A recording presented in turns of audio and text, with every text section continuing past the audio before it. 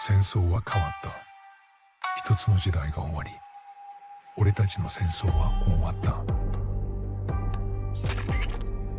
War has changed. It's no longer about nations, ideologies, or ethnicity. It's an endless series of proxy battles fought by mercenaries and machines. War and its consumption of life has become a well-oiled machine. War has changed. Verified soldiers carry algorithmic arms, manipulate social influence, AI enhance and regulate their timelines. Memetic control, information control, emotion control, battlefield control. Everything is monitored and kept under control. War has changed. The age of deterrence has become the age of control, all in the name of averting catastrophe from weapons of mass destruction. And he who controls the battlefield controls history. War has changed. And when the battlefield is under total control, war becomes routine. Think outside the cage.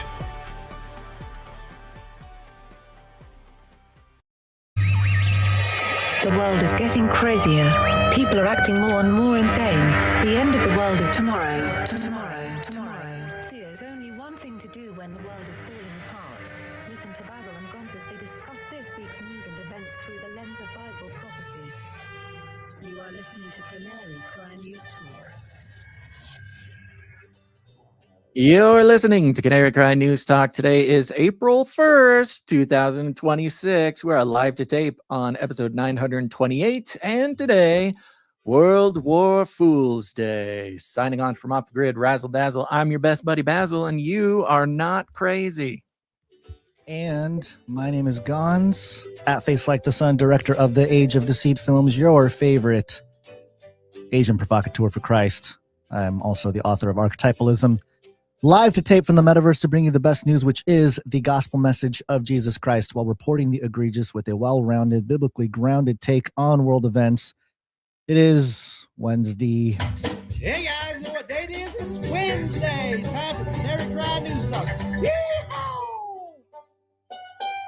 And yes, it's April Fool's Day, but also today is the anniversary of Able, A-B-L-E, Able.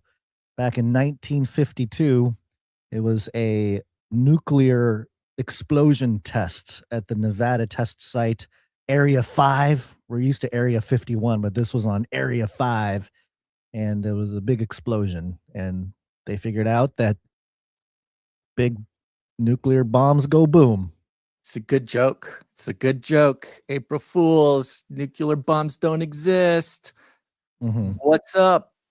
I don't know, everybody. You know, it'd be a really funny joke that everybody could play on April Fool's Day. If anybody's looking for inspiration, because of course it gets harder and harder to fool your loved ones or random people on the internet. It's not easy to do. The world is so crazy that everything becomes believable. Be a really, really funny joke if everybody right now hit the like button on this stream or the video and shared it. You know, press the share button and share. Oh yeah, you have immunity. You have plausible deniability to share the show with anybody today. You know, you share it with a person that funnier would just hate the show. You know, it'll be funny. Hey, even funnier if you're watching this and you haven't done it yet, you should subscribe. That would be so hilarious if you subscribe to the channel and you turned on notifications, you hit that bell button.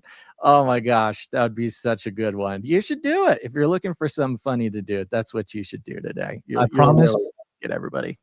I promise your computer will not go boom like it did at Operation Tumblr Snapper.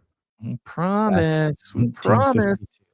We promise that a little confetti bomb won't explode in your computer and cover your whole office with confetti. It won't happen, April Fools. Yeah. Hey, before we jump into anything, I'm going to call upon the producers real quick. Okay. Producers, assemble! Not a joke. Pray to What? users around the world. What's that? Oh, yes, I yes. said Pray not a users. joke. Very serious. Oh, yeah. Your audio is very quiet and kind of gargly today for me. Yeah, I just wanted to ask for prayer for, I think, everybody out there. For some reason, I have experienced a lot of edginess this week. Like, everybody's on edge. You yelled at me before the show. There's other people yelling at me all week. It's like, what is going on? I feel like anxiety is high. I don't know what's happening, but just for the peace that surpasses all understanding to kind of permeate everyone's lives, who's tapping into the show. I mean, not just you, Basil. This is you were kind of the cherry on top today, but other people have been very hostile towards myself, and that includes family and children and church people, and yeah, I mean, it's been kind of those weeks. We should also pray for all of us to let the Lord bring to our awareness the things that we could be saying or doing that might cause someone to lose their yeah, okay, that's fine. That's okay. That's okay. I'll admit that I did not use the proper words, or maybe whatever it was. Another good reason to pray for understanding about why we might be inviting certain responses from everybody in our life.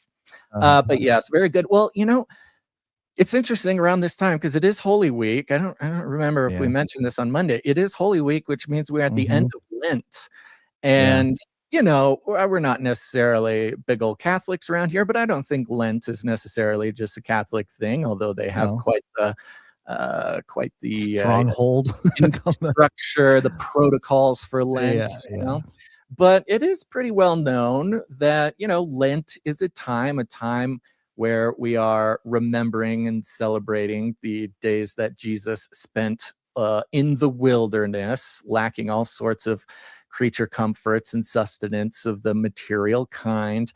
And so we choose to deprive ourselves of certain things in remembrance with that. But it's also one of these times during the year where, the spiritual warfare is popping off across the board. And so things tend to get a little bit tougher during Lent, and they tend to get a little tougher, in the sort of invisible ways. I mean, of course, there's wars and aliens and, inflation and all this. That hasn't really helped, by the way, in the 40 days of Lent. I think people are fed up with everything right now. And coming to the end of the week, let's not let those sort of material or obvious things obstruct from the fact that, oftentimes the spiritual warfare gets more difficult during Lent, and that's for very good reason. The enemy's very upset. He's very annoyed that his visiting of Jesus Christ in the desert at his moment of weakness did not go as planned, and he was not able to affect eternity in the way that he had hoped. So yes, to everybody out there having a little bit tougher time during Lent, just remember that it's all part of the plan. The spiritual warfare is popping off, and it is good also for the rest of us to remember this is the case, so that we may have what could only be described as supernatural patience with people who, might be experiencing a little bit of that spiritual warfare. So there you go. Shout out to everybody. It's been an interesting week in that regard, in the personal life there. But just as a heads up, jokes on everybody. The Artemis 2 is about to launch. It's probably going to, it's supposed to launch while we're live today, so we'll kind of keep tabs on it, and we'll see if they actually launch, or should be in about an hour and a half. That's the schedule, is about an hour and a half from now. Right. So we'll keep an eye on it, and we'll report on it when it happens there. But just a heads up. There's an hour and 16. There's a countdown, Basil. There's people out. This is like the movie Apollo 13. A countdown for a rocket launch? Yeah. I haven't seen one of those in a long time. Okay. So let's jump into it here. We got a lot of stuff going on. This is a really fun April Fool's Day. Not because there's fun jokes going on, but we're experiencing in the broader news cycle, the broader narrative PSYOPs, the broader social engineering projects, it's really a kind of a crazy full circle day.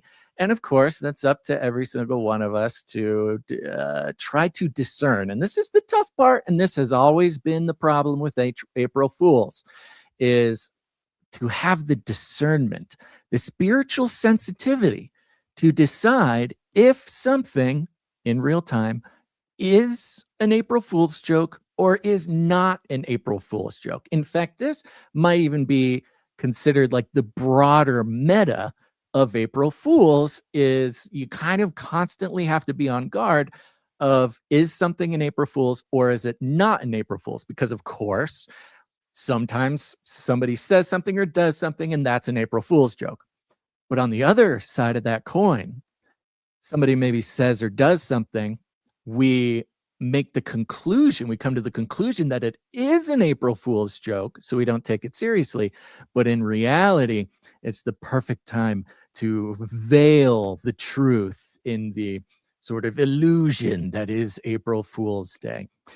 So this is the project. This is the project every April Fools. I don't think it is, I guess, too abstract that April Fools appears at the end of Lent after, several weeks of spiritual warfare, or in our case, actual warfare in the Middle East.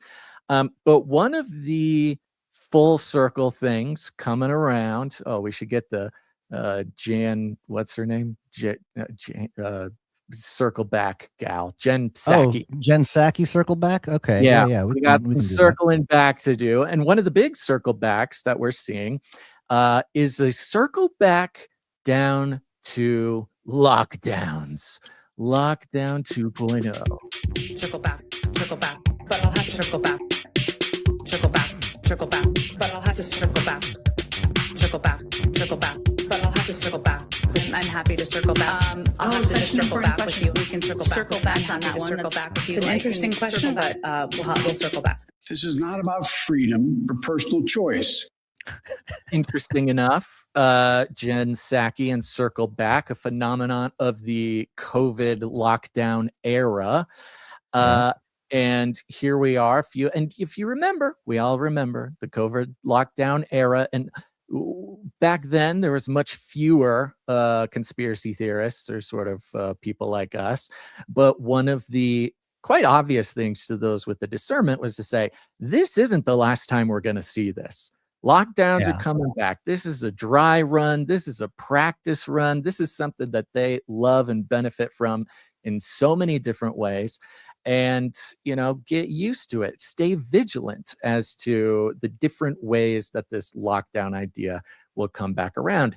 Now, interestingly enough, when it comes to Iran, the war in Iran, a couple of weeks ago, we heard, or at the beginning of the war, Trump told us that the war was only going to take 4 or 5 weeks, right? Mm-hmm. And the thing that occurred to everybody who was 6 years old or older was, sure, 2 weeks to flatten the spread. 2 weeks. Flatten the curve. Flatten the curve. Okay. Yeah. Lockdowns are just for 2 weeks and then we'll be over. And so when Trump comes out, says, don't worry, the war is only 4 or 5 weeks. Okay, all right, sure, whatever you say.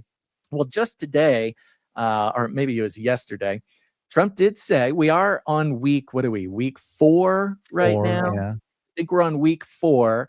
So according to the earliest estimates of the Iran war, we should be wrapping it up. Okay, we should be pretty close.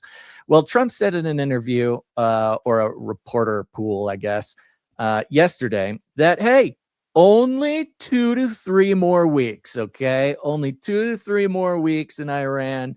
Don't worry, we're flattening the curve. Is that why we're sending in more troops? And he's the Trump, I don't know, headline or sayings during this entire period have been a whiplash. We won the war. The war's over pretty much. Oh, we've annihilated them. We've destroyed them. We're going to blow them to the Stone Ages. I mean, it's like, have we blown them up or not? Are we done or not? we're not going to send in troops, but we're sending troops. I mean, it's just been, Don't worry, it's Gon. it's been the fog of war, you know. 2 to It's 3 more just weeks, confusion. Gon. Don't worry. Yeah, Just 2 2 to to 3 3 more more weeks. weeks. We'll wrap But it up. also, VP said it's going to be until September. You know, the last time we've gotten messages like this, even before COVID, in the context of a Middle East conflict, I mean, we were there for 20 years, so I Don't hope it's not worry. 20 years. But Don't worry, it's, everything's gonna be fine. And so we're getting these replays of, you know, admittedly these kind of singular themes or memes being repeated from the previous lockdown, the previous global crisis of COVID. And for those with eyes to see, these things start sticking out like a sore thumb. Well, last week, another one of these sore thumbs started sticking out that sort of quietly was under the radar. I mean, some people noticed, but it wasn't a big topic.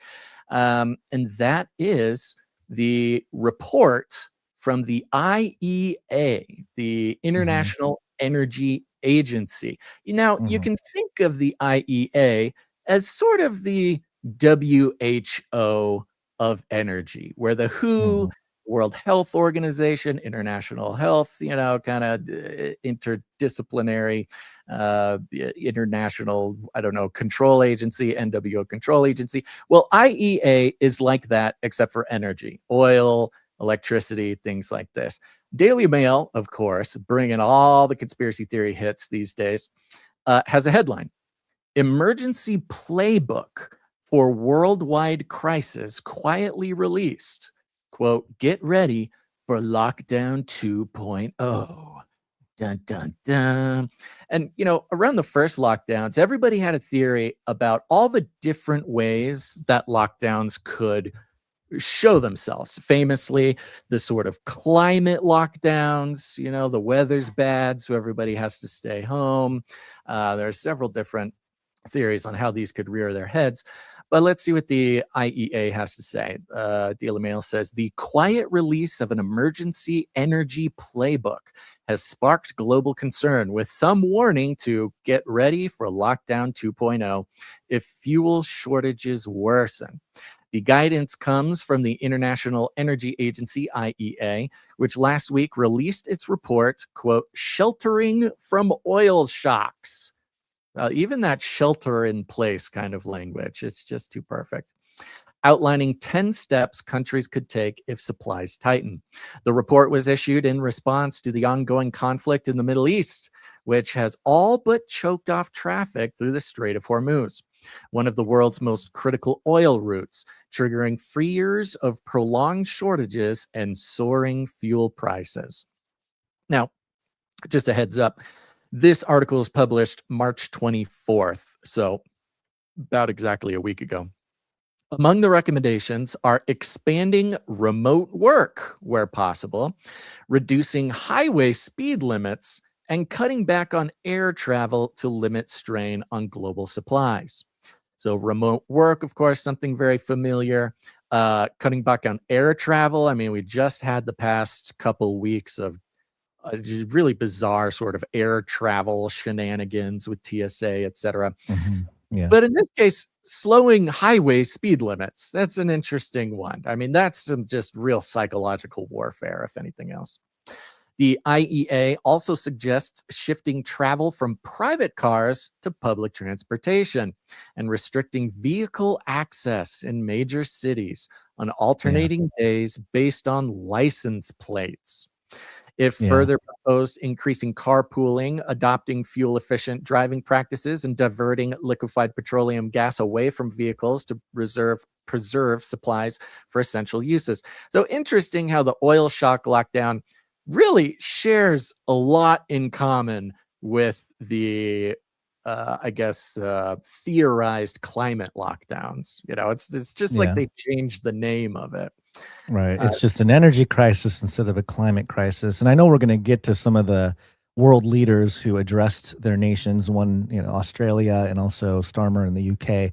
But both of their addresses, and Trump has his address tonight, this was a big part of the message. It was, we're entering an energy crisis. The next few months are going to be tough. hey, if you can carpool, if you can take public transportation, do that instead. Don't take private cars as much as possible. So yeah, it's straight out of the playbook, all the stuff And it's that happening the across leaders the are saying. world too. There's a whole Yeah.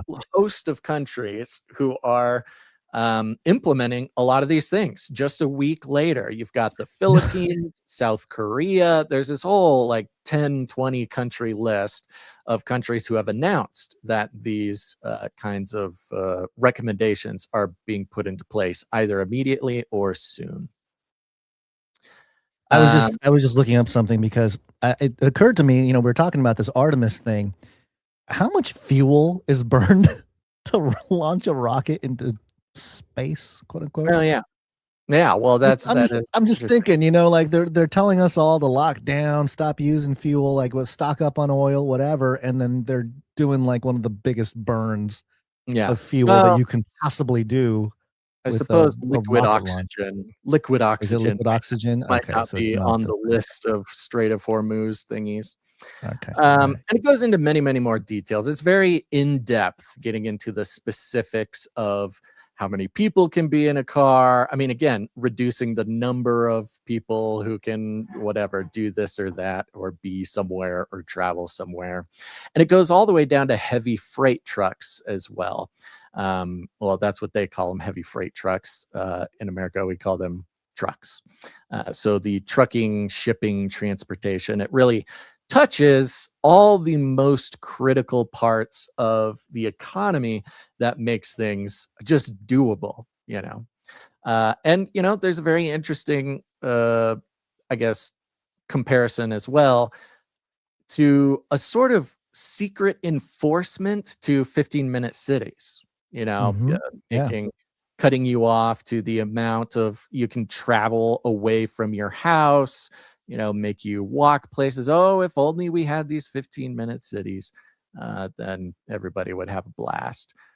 And this is done, as always, much like the World Health Organization claims now, although we all know the discrepancies between what agencies or people or Fauci claimed they, quote, recommended or forced or whatever, of course, in hindsight, it was all, no, we never said you couldn't go to your grandma's funeral. We were just making recommendations that you'd get arrested for, having a worship service or something. We didn't force anybody to do anything. It's interesting. The article mentions, of course, prepare accordingly. Households are urged to prepare for potential cooking fuel shortages by switching to electric or alternative cooking methods. So it's like the electric car thing too. It's like, hey, just switch to electric. That was a big detail for Europe. They just went through this multi-year battle where they were trying to ban gas stoves. This also happened. This was a topic of conversation in the first Trump administration and early Biden administration, banning cooking stoves, things like this. And it's all in there. I mean, everything from the lockdown, I guess, playbook, the first time around is included in this second or lockdown 2.0, but it's just, put with different language and for different reasonings. Well, this happened last week, sort of quietly floated around for 7 days.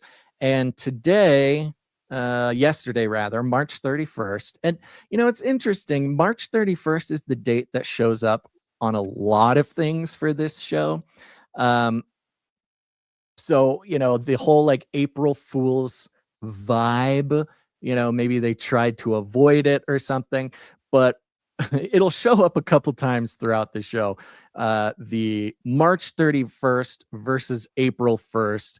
And then, how time zones work, right? The Westerners not realizing that a lot of the Eastern nations and states are already in April 1st, so they get to tell the joke, and the joke it goes over the heads of the Westerners. We don't even realize that we're being played with. Yeah. Politico reports top Brussels official urges Europeans to work from home and drive less. The European Commission has urged people to work from home, drive and fly less, and for EU countries to urgently roll out renewables, of course, as it warned of a prolonged energy crisis as a result of the conflict in the Gulf. And so it's always been a curiosity, of course, or a topic of conspiracy theorizing, like what's the real reason for the war in Iran, right? Is it because of Epstein? Is it because of nukes? Is it because of Silk Road or the Belt and Road Initiative? Is it because of cutting off supplies to China? Is it this? Is it that? Well, we can add another thing to the list, and that is the catalyst for lockdown 2.0. So we can the idea that Earth is running out of fossil fuels wasn't as I guess urgent or immediate as they wanted us to think. So you needed a reason to cut everything off.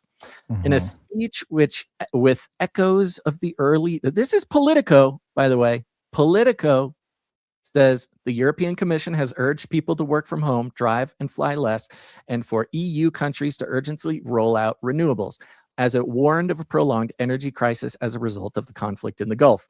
In a speech with echoes of the early days of the coronavirus pandemic, EU energy chief Dan Jorgensen said Europe was facing, quote, a very serious situation with no clear end in sight. So this is not just the Dailymail making this, kind of conspiratorial connection. It's not just crazies on X making this connection. Politico, the magazine that is read by all the politicians in Washington, is drawing a direct connection between this situation and the COVID pandemic lockdowns.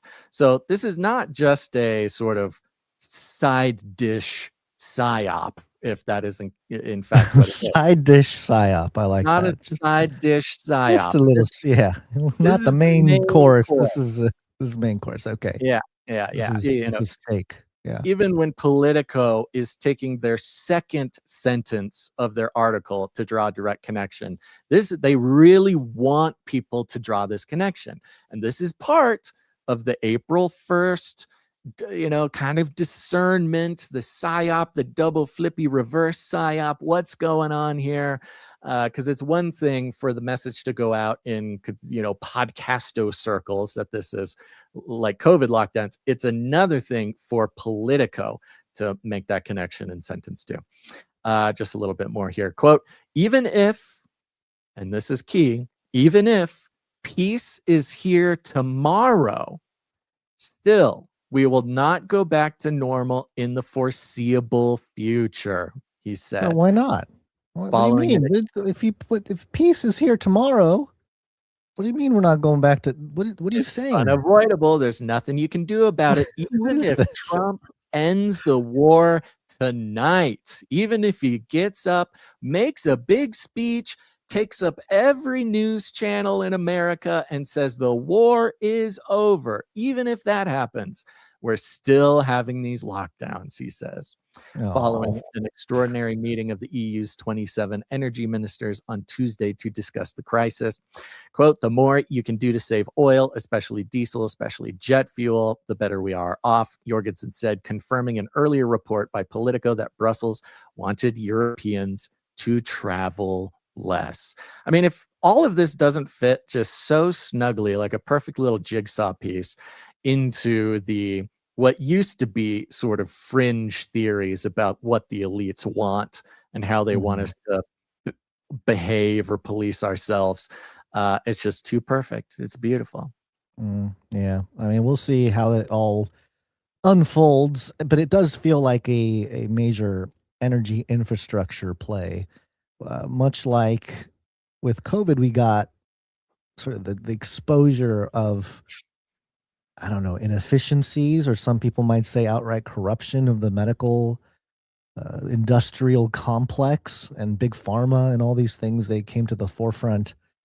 Where is the corruption that gets exposed with this? Is this just energy efficiency? Is this the final collapse of the ESG climate change kind of regime that I believe that even BlackRock's CEO Larry Fink came out last week and said, like, oh yeah, the whole woke thing with ESG and all that was an experiment that failed. So is this that? Are we getting ready for the energy talk? All of that was, I mean, in our, at least in my opinion, and in many people's view of it, all the renewable talk, all the Green New Deal, all that stuff was just a narrative for controlling behavior. It's not even about the energy, really. It's not even just about any of this. That's just the smokescreen to make sure we don't leave our homes. We live in the pod. We eat the bugs. We do what we're told, right? Yeah. So that's why you see the same essential message delivered. Doesn't matter what the reasoning is. It's all the same essential message. Now, again, just to hammer it home, says his comments come as fears grow that the world faces a major energy crisis exceeding even the 1970s oil shock that could have global economic ramifications comparable to the coronavirus pandemic. Blah, blah. So there you go. This is a clear message that they at least want the obvious narrative to be for the broad public, for the politicians. The official narrative is get ready to act like it's coronavirus again, just with different reasons. That's what we're trying to do. The energy thing is pretty intense too, though, because with COVID, it was like, yeah, you might get a virus, you might not, you might get a cold, you might get a flu. It was very nebulous. With energy, it's like, hey, you won't be able to drive. You won't be able to cook your food. Yeah. It's a little bit more of a tangible sort of reasoning. It doesn't leave any room for like vaccine hesitancy. It doesn't leave any room for questioning the science. It doesn't leave any room for these pesky podcasters to pick the narrative apart. No, it's much more sort of concrete, straightforward, hard to develop a counter narrative. Because if the oil's there or not, you can't theorize that the oil is at the gas station, but you just can't get it. There's a much more difficult counter narrative crafting to that. Yeah, I'm trying to remember. Go ahead. Just for fun, let's play this clip here. Just a taste of the kind of online X conspiracy theories going around. This is the reporting everybody's got up in arms. Not the official reporting, but the fringe weirdo reporting. The TikTok reporting. We've been reduced to TikTok reporting. Yeah, be scared. Be very afraid. Okay, here we go. Oops, no audio. Oh, hold on. Wait, is it playing the video though? Yep, playing the video, not the audio. Oh, great. It's doing that thing again. It's really needs to figure out their bug. Whatever the bug is that allows me not to play these things. Yeah, I need to figure it out. Okay, here we go. 3, 2, 1. So many people did not believe me when I said we might go into a lockdown due to the situation in Iran, but now I've got proof. Check this out. Is bringing state and territory leaders together again to finally find an answer to the fuel crisis. Some drastic measures similar to the days of COVID could be on the table as the government braces for a worst-case scenario. Questions fly about fuel supply. The anxiety levels are as high as I've seen, maybe with some even higher than COVID. The further measures they will consider based on the International Energy Agency's plan, encouraging 3 days work from home, 10 kilometres per hour lower speed limits, encouraging public transport and carpooling, and odd and evens number plate days in cities. We are on the 1 yard line of this whole situation. This is like February of 2020, right before we went into lockdowns in March when the whole COVID disaster happened. You need to be prepared. I would start stocking up on things before things start running out or going up in price to the point where they are unaffordable. Okay, there you go. Again, playing some of the clips, the direct connection being drawn by the politicians with COVID. It's that trigger. It's like the 9/11 trigger, right? The trauma, the shared trauma, the trigger situation. And it's funny because, this guy, I told you, nobody believed me. I'm a very smart conspiracy theorist. It's interesting. It occurs to me that the message from the ex, indie TikTok guy is, I knew this was coming. I told you. I have the eyes to see. I cracked the code and told you this was coming. But it's just the exact message coming from Politico. Just the exact messaging coming from politicians, right? So it doesn't take a conspiracy theorist to come to this conclusion. Another clip that a lot of people are sharing, kind of one of the main ones, is this ShannonJoy clip here. It's a little bit longer, but you'll see, you can just hear from the tone. I'm a conspiracy theorist. I've cracked the code. I'm telling you this secret message they don't want you to hear. Everything's falling apart. And he just published Lockdowns 2.0, an energy lockdown playbook. They released a 10-point plan over the weekend telling governments to restrict driving, ground flights, force remote work, and ban gas cooking. They called it sheltering from oil shocks, writes Aaron Day. Here's the plan. Number one, they are recommending alternating driving days based on your license plate number, odd plates on Monday, even plates on Tuesday, and countries are now already implementing this. They are recommending mandatory speed limit reductions on every highway, not for safety, but fuel rationing by another name. You can still drive, just slower and less often. Number three, avoiding all air travel where alternatives exist. They didn't define what that actually meant, but the ambiguity, writes Aaron Day, is the feature. It lets regulators decide after the fact whether your trip was essential or not. Non-essential versus essential. Does that ring any bells? Here's another one. Switch from gas cooking to electric. The IEA is now telling you what appliances you can use in your kitchen. And the same agency that published net zero by 2050 is calling now for thermostats to be capped at 19 degrees and a ban on new gas boilers. This is not new, it's accelerating. And then work from home if possible. The guidelines mimic 2020 when they locked down the world and called it public health. In 2026, they're locking down movement and calling it energy security. The template is identical, writes Aaron. I love the little AI clue in there. It's not this, it's this. Yeah. She's just reading posts on X, which is, I don't know. I mean, should we do that? Just make a show where we just read off the timeline and maybe, we'll blow up, Basil. We don't have to put any commentary in there.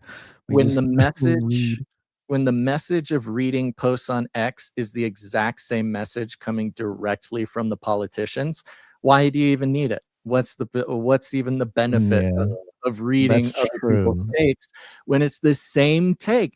So this is the interesting thing, and this is where that you gotta be tricky, you gotta be discerning on April 1st, because it's coming to a head where now suddenly everybody's connecting the dots, man. All their red yarn on the cork board is just like COVID. Yeah, you're just saying what the elites want you to say.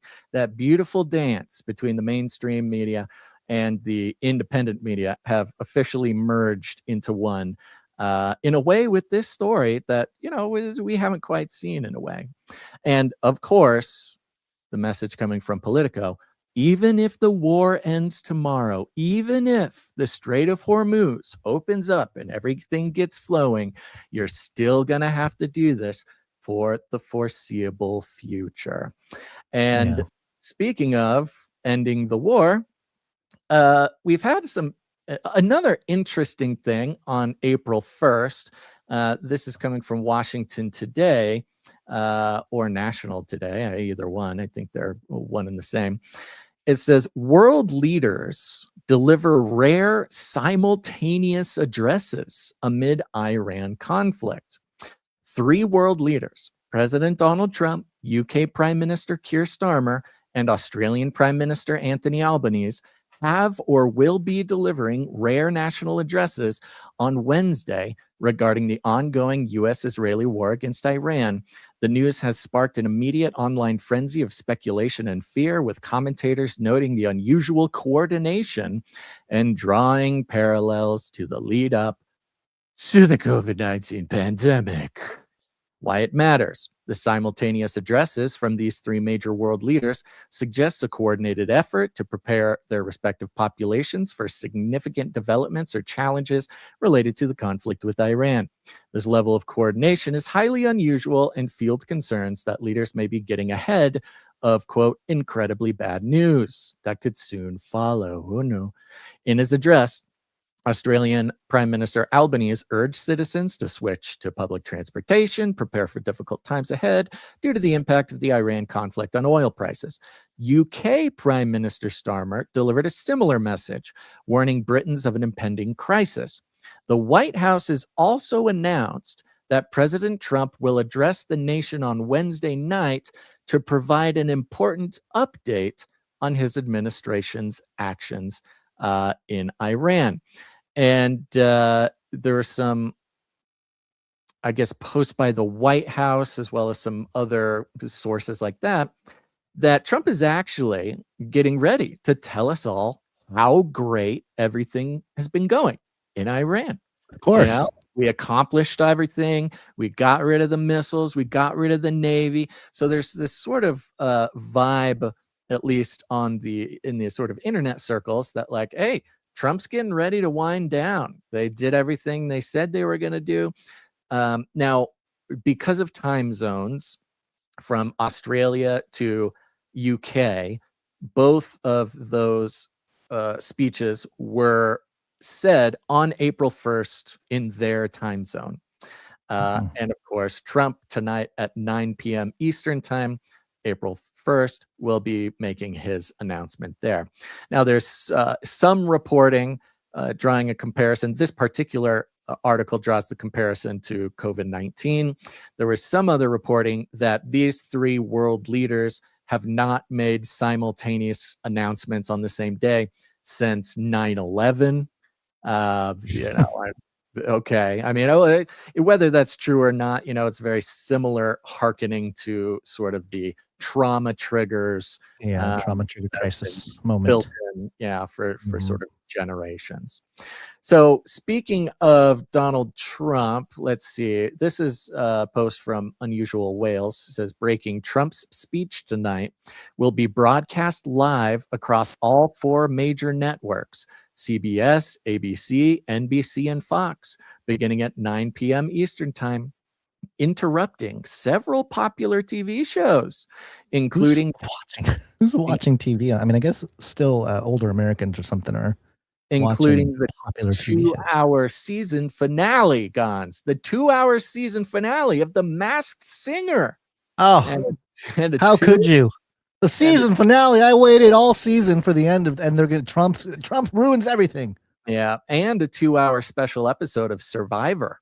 Oh. Now, if you're gonna kind of be a weirdo analyst on the internet, The Masked Singer is a really weird show where celebrities dress up in kind of grotesque, like really kind of scary masks. And like eyes wide shut masks. Yeah, it's very strange. And they'll sometimes it's animals, sometimes it's just like this really bizarre sort of ceremonial kind of ritual, The Masked Singer, where at the end, the best singer is unmasked and the truth is revealed of who did it. It's this whole thing. And Survivor, a show about surviving. Mm-hmm. So in the context of like COVID-19's coming, something's happening, you don't know what it is yet, and get ready to survive. These messages, early Trump message coming out right in the middle of these.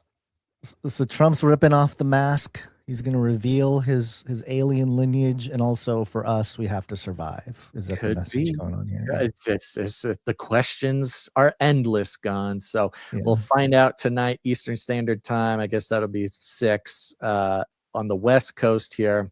So we don't know exactly what it is, but there's other things going on in the world. Perhaps he's going to tell us that the war is over and they're pulling out.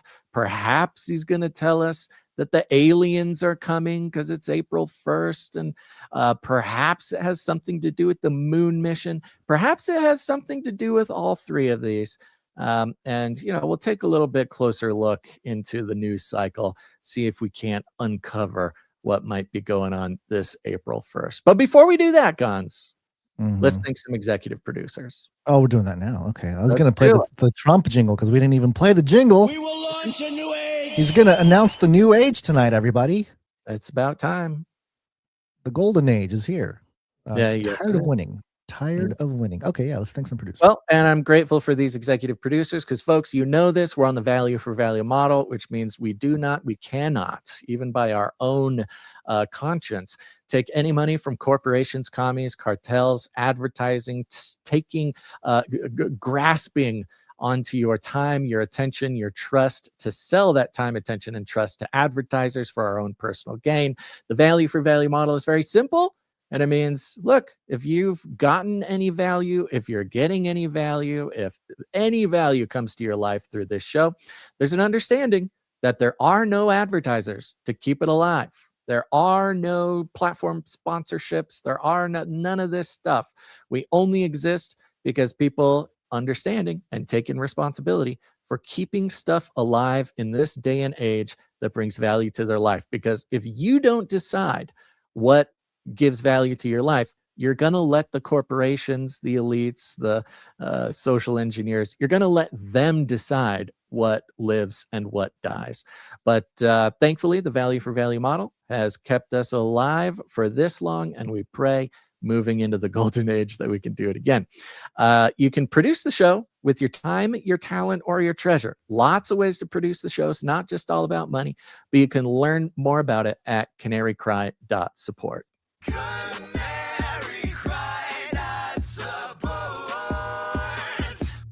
And the executive producers, these are people who support any individual episode like this for $100 or more. We thank them very much. They go a long way to helping us survive. And so they get credit right here at the top. I want to start by thanking executive producer Augusta Richard. Hey, Augusta Richard. Thank you. Augusta Richard. Yeah, Augusta Richard comes in for a nice round number, nice, solid, generous round number. And for those who don't know, when you produce the show financially, if you come in with a nice round number, like on the 10 or the 5, that's you telling us you'd prefer we don't disclose the amount. If you don't mind us disclosing the amount, put some funky numbers on it, put 33 cents or 77 cents or 1, 2, 3, 4, 11, 11, that kind of stuff. That's you having fun telling us that we can disclose the amount. But thank you to executive producer Augusta Richard for coming in with that nice round number. And this actually is, let's see here. He will be transformed today. He will be transformed. That's right. This Augusta Richard reaches the status of Knight of the Canary Cry Roundtable of Knights and Dames. Thank you very much, Augusta Richard. We're going to knight you here in just a moment. Let's see here. He sent me his knight name. Okay, let's see. Is he on a streak? No. I like his name. It's a great name. It's a great name. We're going to love it. So thank you very much to soon-to-be Sir Augusta Richard, or Sir Richard, as we'll see when he gets knighted. Really appreciate your support. It means a lot. And always exciting to knight or dame a new member of the roundtable. Yep, absolutely. Last but not least, as far as I could tell, or next at least, we have executive producer. You know this one, folks. It's Sir LX Protocol V2, Baron of the Brian Protocol.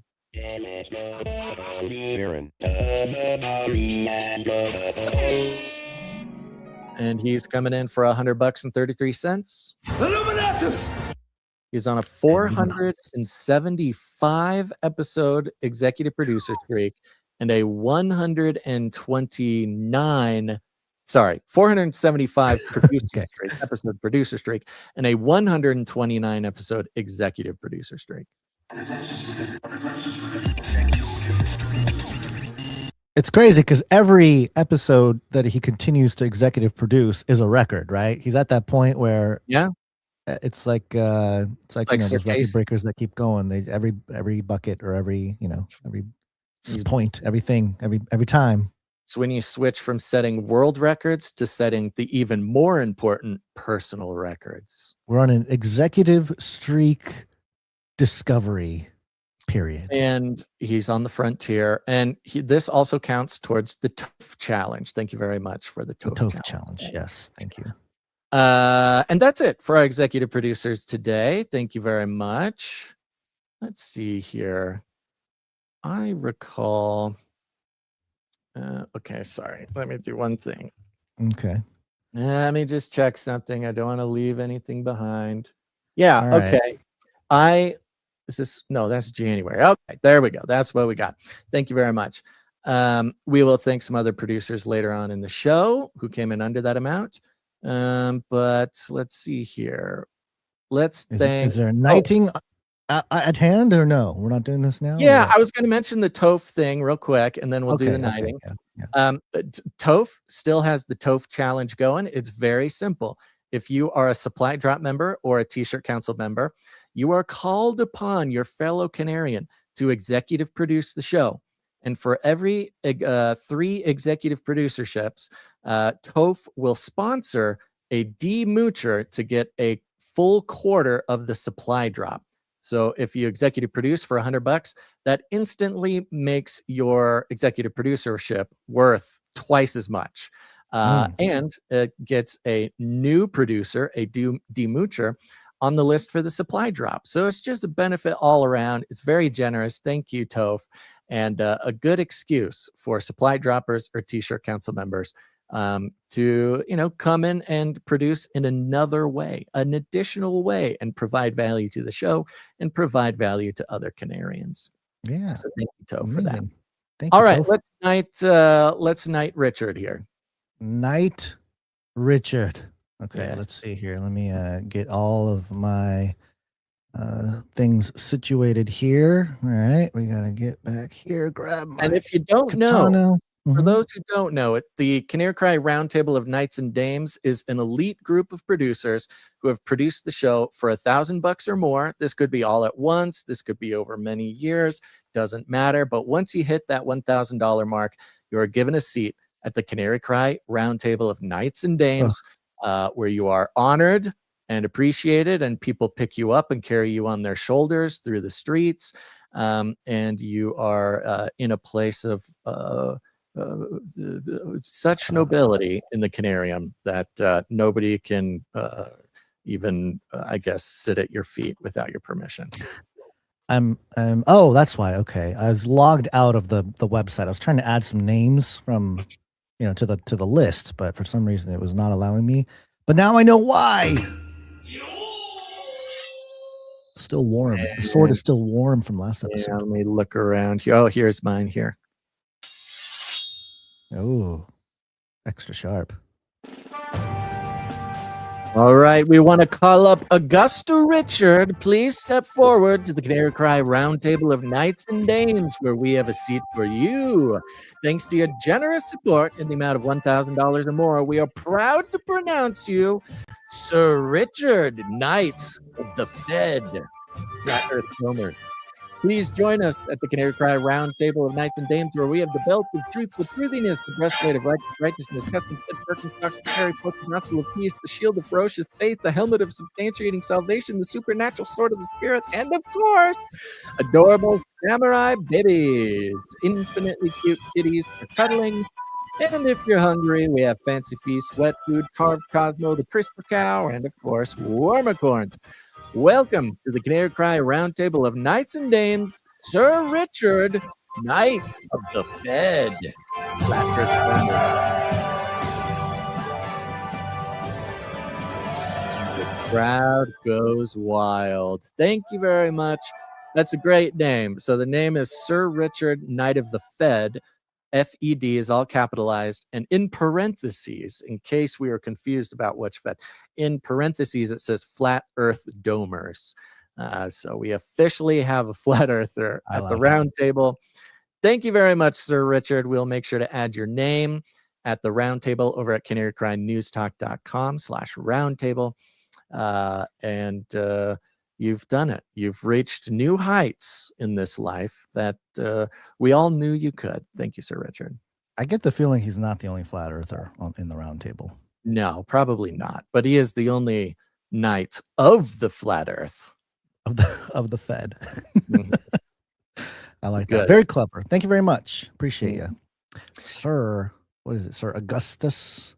No, Sir Richard. Sir Richard, sorry. Yeah, Sir Augustus Richard. Now, Sir Richard.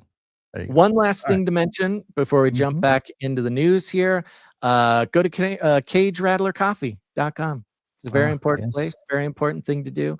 If you're someone who's not quite adjusted to the idea of supporting the show and the value for value model, you probably drink coffee, you probably drink it often, and you probably are not super excited to be sending all your money to evil coffee corporations who poison you with moldy coffee and gross burnt coffee and also hate everything you believe in.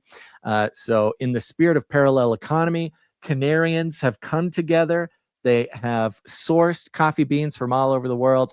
They are roasted in small batches with loving care and knowledge of the truth and made available strictly to Canarians like you. We hear all the time how it's the best possible coffee you can get anywhere, and it's done in just the most high quality circumstances. We're very grateful for Cage Rattler Coffee. And of course, a portion of every bag you get comes to support the show. So we really appreciate that. Go to CageRattlerCoffee.com. Cage Rattler Coffee, where value for value never tasted so good. All right, I'm immortalizing actually we're putting in Dame Tinfoil Hat Keeper of the Seeds from last episode, as well as Sir Richard Knight of the Fed, Flat Earth Domers, and we are official. What is it? Episode 928. Here we go. Boom, boom. And go refresh the Roundtable page. Your names are inscribed forever. Beautiful. Okay. Lovely. Anything else, or are you ready to jump back in? I think I'm ready to jump back in here. Are we getting into the alien talk now? Is that what's happening? Speaking of 4th of July, wait, not 4th of July. Speaking of April Fool's Day guns, let's talk about aliens. Oh, okay. We're made by the aliens. Where are the aliens? Maybe they're among us. I don't know. Some people think I'm an alien. Not true. Maybe we are aliens. Of course, I'd say Maybe that. we are aliens. Maybe we are aliens. All the alien talk. Of course, there's the UFO talk to go along with it. There's footage and records of objects in the skies that we don't know exactly what they are. Yeah, I wonder what Chris Shilzilla thinks about UFOs. I guess you could say I'm something of an expert on UFOs. Throw him in there. He needs to be included. So, it's really weird, this news cycle, because, of course, we have April Fools to contend with. But at the same time, we have so many things coming full circle.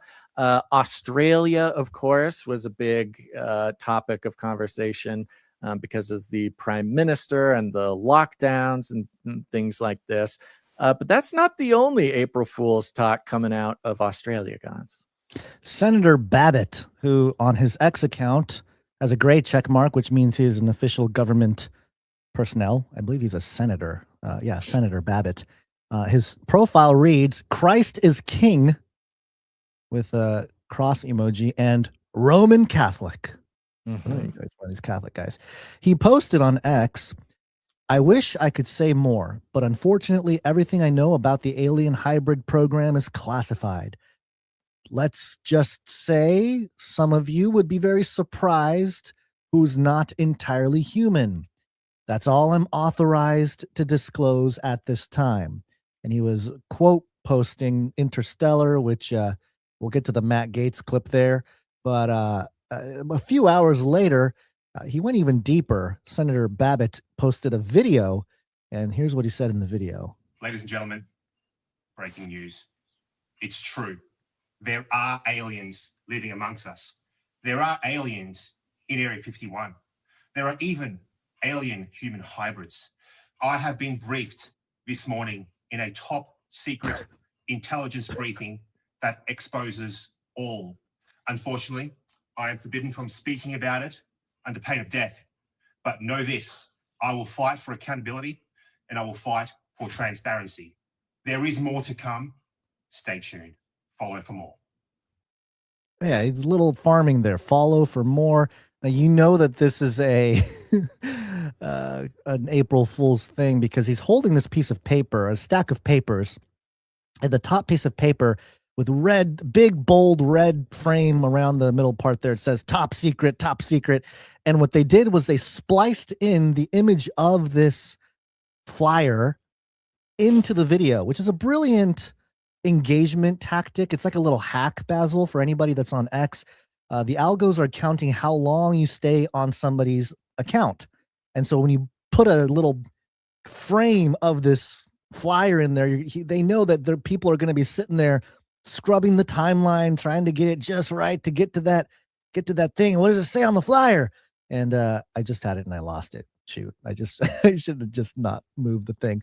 Hold on one second. Let me get back to it because I got to find the spot where they spliced it in. Basically, it's kind of like a mock-up thing. It says top secret, and man, I shouldn't have touched it. Now I lost it. Here we go. Okay, it says, oh no, I lost it again. Here we go. There you go. See how much time that takes to find it? That's just all engagement time that we're giving this sender. It says Commonwealth of Australia, national security, top secret, eyes only, agency classified, file reference TS AUS Xeno 01, date April 1st, 2026, subject non-human contact event, occupants confirmed non-human, origin redacted. It says the word redacted. It's not an actual redacted thing. PM briefed at 6 o'clock. Containment underway. Warning: unauthorized disclosure will result in public panic. Penalties apply.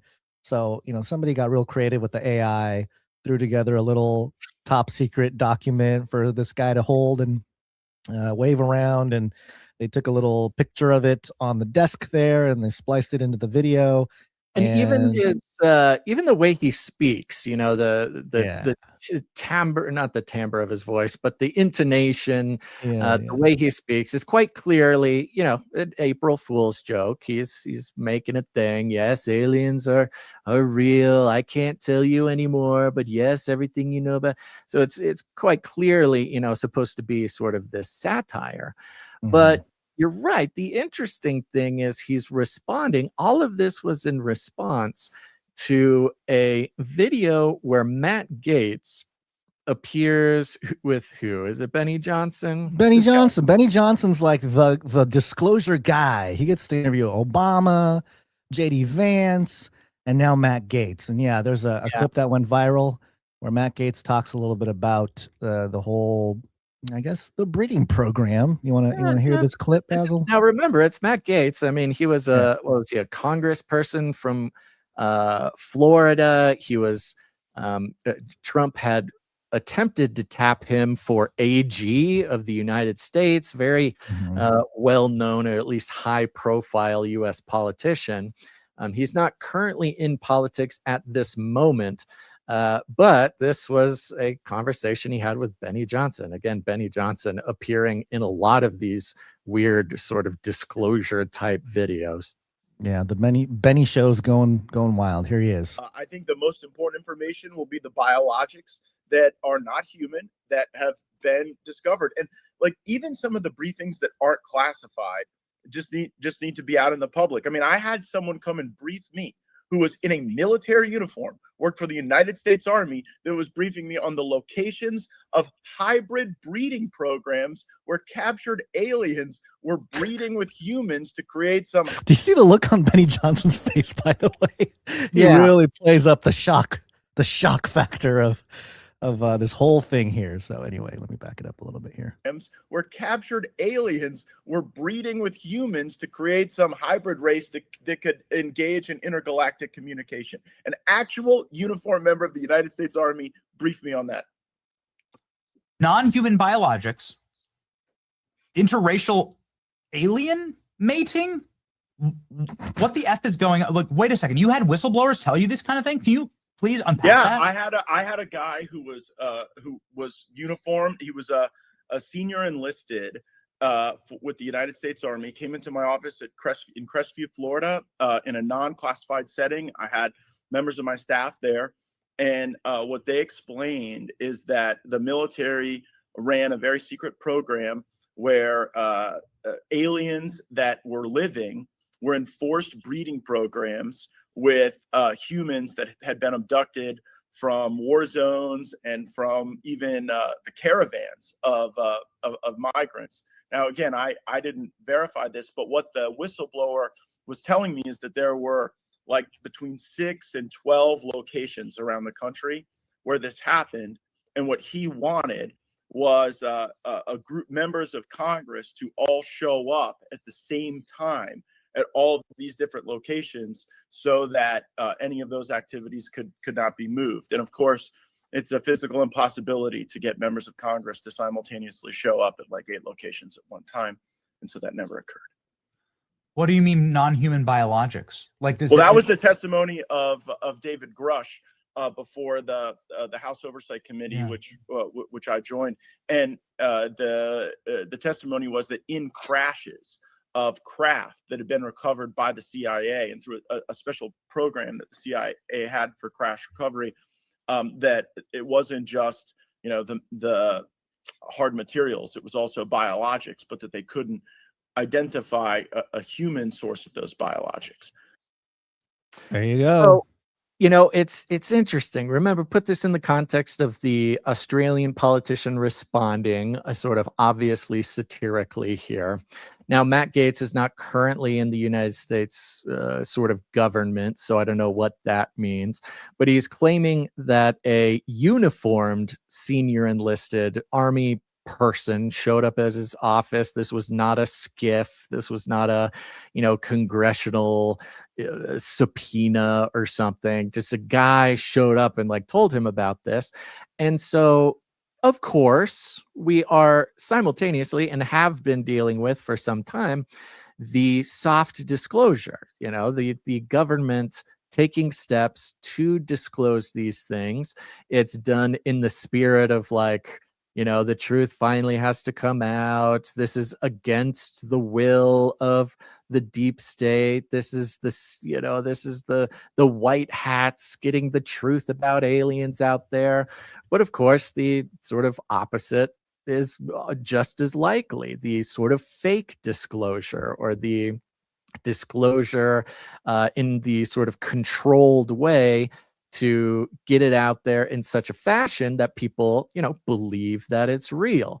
So, this came out on March 31st. Okay. This is kind of part of a lot of what we're dealing with today, either is coming out on April 1st or coming out on March 31st. Could this Matt Gaetz, Benny Johnson thing be an April Fool's joke, and they just recorded on the 31st so that it would catch on April 1st? This kind of mind-bending quality of the PSYOP is present across the board here.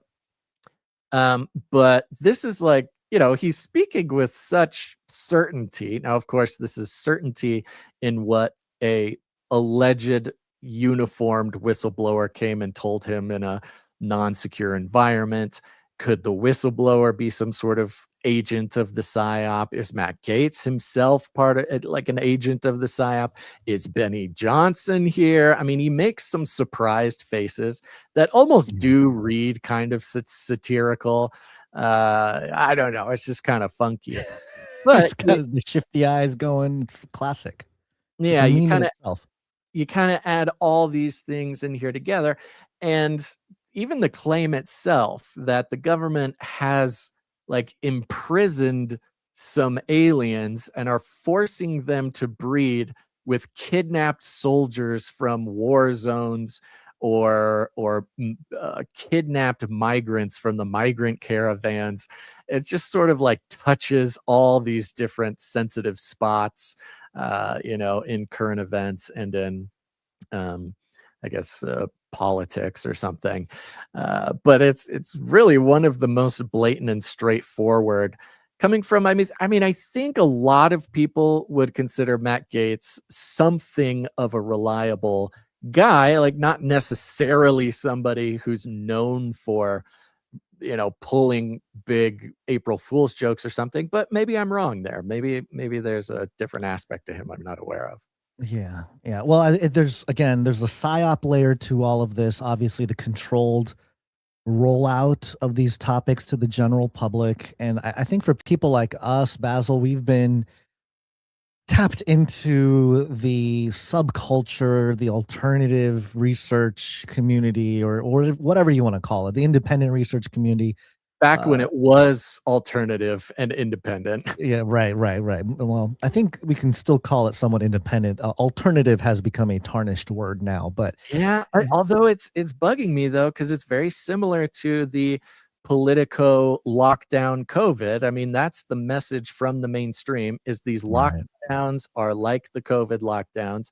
And here we have, Benny Johnson is of a level of quote independent media that he's sort of, it may not even really count as independent anymore.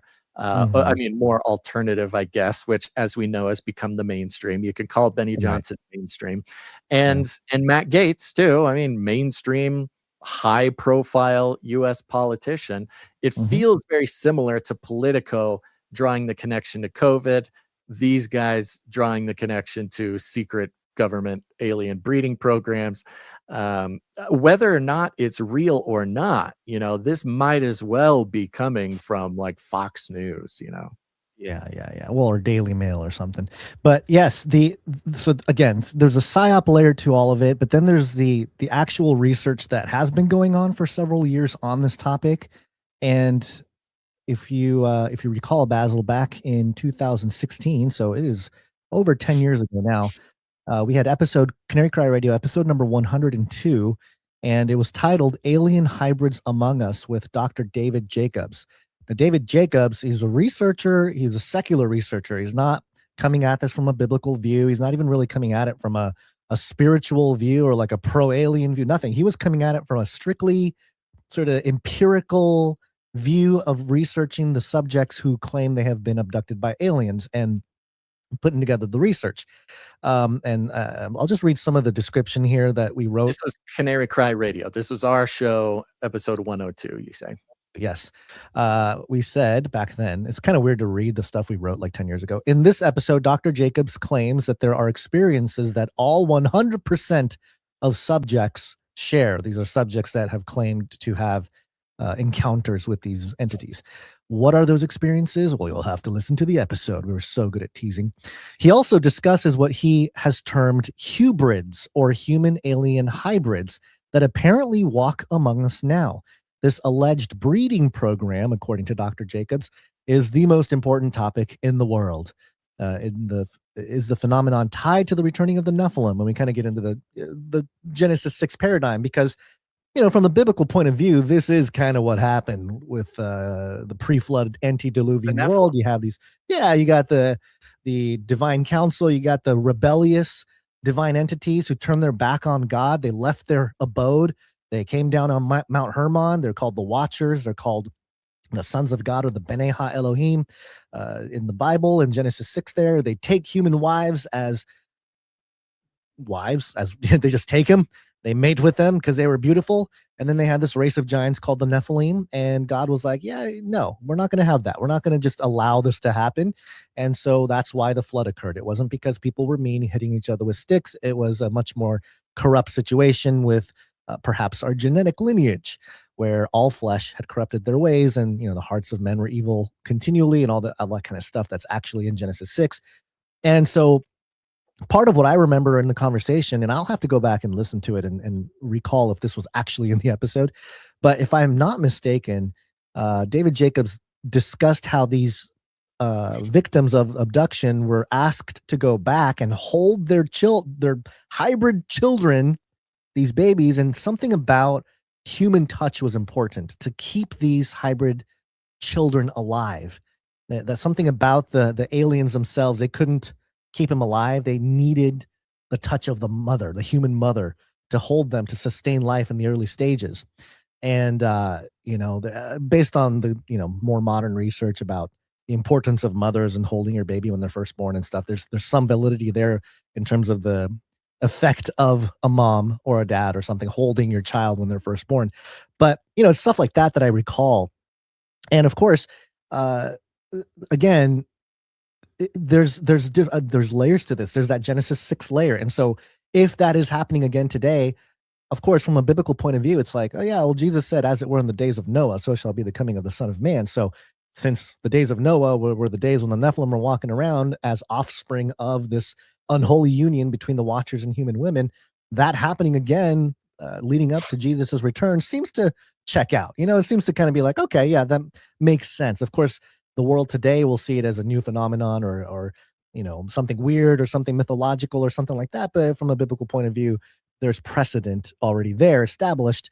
But also, there's another layer to this, which is the pattern of the United States government using the topic of aliens and UFOs and things of that nature as sort of a cover-up for their own abominable experimentation going on. And, the stuff that's public now, you have your U-2 and A-12 spy plane testing that was going on in the 50s and 60s. People saw the test runs and stuff of these aircraft back then. And, the government said, oh, we don't have any aircraft, and then people started reporting like, oh, I saw a UFO. They started thinking that these were UFOs, aliens or whatever. And the government didn't push back on it. I mean, they kind of said, oh, maybe it's not UFOs. The beneficial dialectic of they allowed the government. Right. And same thing with Groom Lake and Area 51, similar types of situation there where, people see things and then the speculation begins that it's UFOs, it's aliens, and the government will put out a little statement, but they're not going to squash the industry that is created from the speculation because it allows for that cover up to exist. And perhaps the most sort of well-known example of this was in the 80s. It's the Paul Benowitz affair. It's now known to be a true UFO disinformation campaign where the UFO alien narrative was clearly used to divert attention from sensitive things going on that were less than savory. So, and of course, our late colleague and mentor, Dr. Michael Heiser, has stated for years that he believed the whole Roswell crash thing, the 1947 Roswell crash, was an actual wreckage from something some people called Project Mogul or some other projects where they used people that were suffering from certain types of ailments or diseases, and they put them in these craft to see how they would do in altitude, and they were flying them around, and then oops, one of them crashed, and kind of in a civilian area, people can kind of see it or whatever, and we better roll out the alien narrative because what the government was doing was very, very unethical, and they rather have everybody speculating about aliens than oops, the government are torturing people with deformities and stuff and killing them on accident for some kind of aerial experiments. There's an interesting timing too when it comes to the Nephilim connection, the alien hybrid breeding program, these sorts of things, and how back to the breeding program. As in the days of Noah, so shall it be the coming of the Son of Man.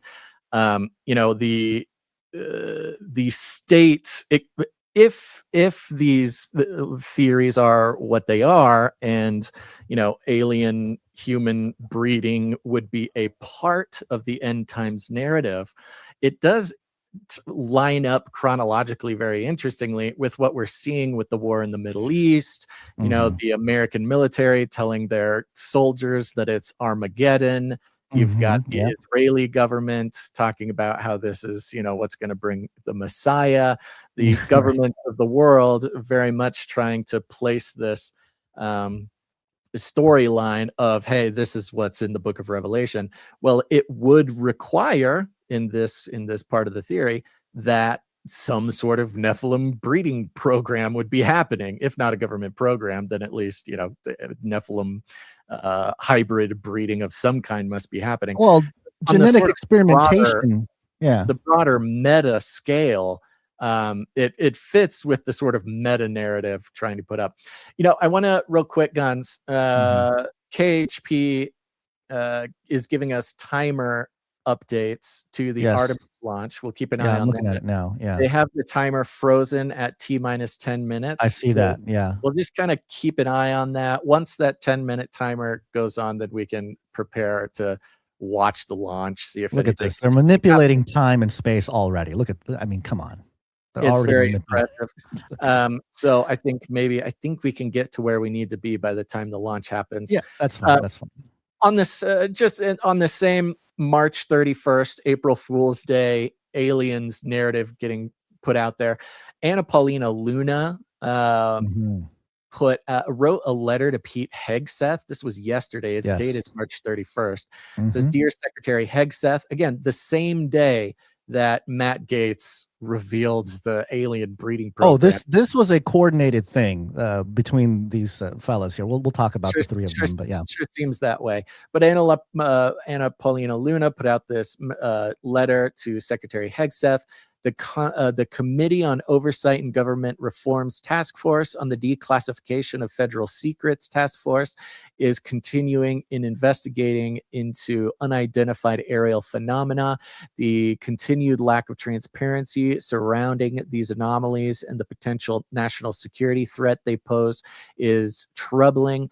On September, blah, blah, blah. Long story short, she's saying we're very sad that you're not being more open with us, and is requesting some classified videos from Pete Hegseth to assist in the task force in its investigation of UAPs. We request the following videos be delivered as soon as possible, but no later than April 14th, 2026. Okay, just in time for tax. Release the videos to collapse the IRS. I like this plan. Yeah, and it lists 4 videos that are sort of known but not declassified. 4 UAP formation in Iran in 2022. Ooh, Iran. Syrian UAP instant acceleration from 21. UAP USO formation, Wiley 2X zinc, don't know what that is, cigar-shaped or fat spherical UAP in 2022. So 4 videos, interestingly, at least 2 or 3 of them from war zones, because we know that UAP activity is increased during war in war zones. So you've got a Iran one in 22, a Syrian one, but yes, happening chronologically, sort of next door to Matt Gaetz, to all the other sort of alien narrative messaging. We have this very official letter going out to Pete Hegseth. Right. So yes, so that's Miss Luna doing that. We had Matt Gaetz doing his part, going on the Benny Show, talking about it. And I believe there was a third person here. Did I take it out of the notes? Oh boy, I think I took it out of the notes. It got deleted. I don't recall a third person. Tim Burchett. Oh, The walking video guy that you like from the government there. He's also been talking about some of this alien stuff, and just as a sort of a possible explanation for this. Now, again, we have to keep in mind, I rant about this and I say this every time, but there's a difference between the craft side of things, like the hardware conversation with the UFO, and then there's like the alien side. And now it's one umbrella topic, but there's a difference there. And when you're talking about the hardware, you're talking about the craft, you're talking about potential infrastructure for energy, interestingly enough, right? So you have people like Ashton Forbes, who's been kind of on this trail of it was his research into the Malaysian aircraft, and some of the declassified footage from that is very strange. You've seen that, right, Basil? Where they're like the spinning orbs. There's like orbs around it and stuff. There's some weird footage going on. And he's been on that trail for a few years now, and he believes that whatever videos they release, it's actually going to be plasma fusion propulsion drones flying around. He says, don't be fooled. And his whole take is that it's not alien. It might be alien technology, quote unquote, but it's not aliens. These are our own, classified, highly secret technology or craft that we already have. And, what a great way to sort of have plausible deniability by calling it aliens.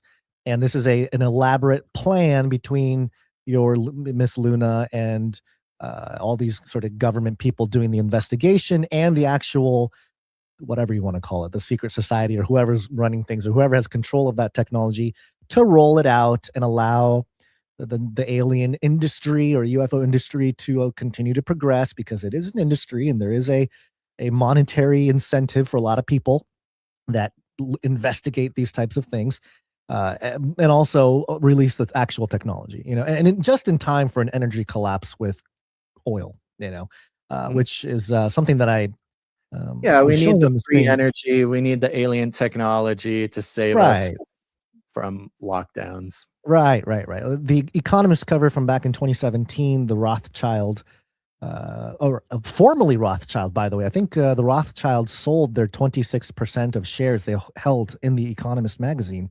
So technically, the Rothschilds do not have anything to do with the Economist magazine anymore. Basil, did you know that? I think that was as of last week or something. But anyway, this is back in 2016 or 2017. Linda Rothschild shared this article on Twitter at the time, and the headline was, "It had a good run, but the end is in sight for the machine that changed the world," and it's got the combustion engine all dead right there. And when you get into the article, it's really just a pro electric car article, like it's just we're gonna, it's your typical kind of climate change type of narrative going on, and we got to go electric. And this is before Elon's stuff took off.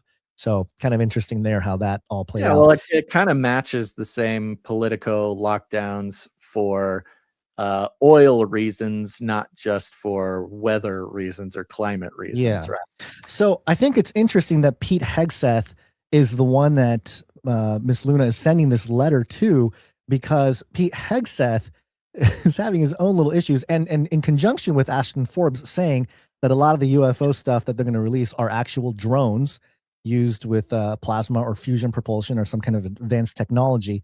And it's interesting. It's all kind of coming together, Basil, because according to the Daily Beast, paranoid Pentagon Pete wants lasers to protect him from drones.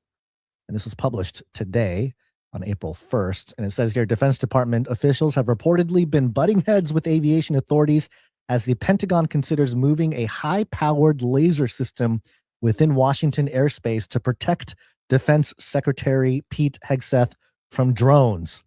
Pentagon insiders told the New York Times on Tuesday that talks are ongoing about deploying the laser system following the reports of unusual drone activity near Fort McNair in the southwest of the district. Hegseth, Secretary of State Marco Rubio, and White House Deputy Chief of Staff Stephen Miller, among others, currently live on the base. And so I think I talked about this on the day you were out, Basil, that there were some strange drone sightings going on as sort of a sequential thing in DC. I think there was one in Texas. Maybe there was one in Ohio as well. It was kind of a wave of unauthorized drones entering certain airspaces. And it says here, officials have claimed this serves as a precaution amid rising political violence across the country. Critics describe it as a hallmark of growing autocratic tendencies under the second Trump administration. And then they quote Harvard University professor Stephen Levitsky, who studies democratic threats. And it says here, he told the New York Times, "It is something you never see in a democracy. Government officials live on military bases or other sorts of fortified zones in authoritarian regimes." Suggesting that this whole regime with Trump is an authoritarian one, which, hey, you know what? Maybe we need an authoritarian regime when the aliens show up, I mean, come on, guys. Come on, Democrats. Or whatever. That would be the plan. That's the plan. So that's kind of the adjacent type of stuff going on. And again, man, it's the layers of the PSYOP are many at this point. And we just got to pay attention to all the layers, because, we never know what's really happening.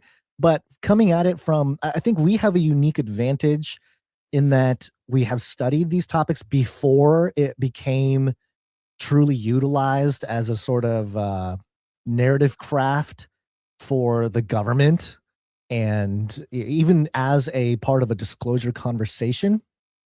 So maybe we have some perspectives that people otherwise wouldn't, So, okay, it looks like we're under 10 minutes on the thing here. Did you want to talk or just play this clip? It's still showing 10 minutes for me here. Is it counting down for you? Yeah, it's 8 minutes. T minus 8 minutes. We're under 8 now. Oh, weird. Why is mine different? Yeah, because you're not I've allowed. got the You're map using. open. The Oh, thing there is we go. moving. It's moving off the thing. The thing is.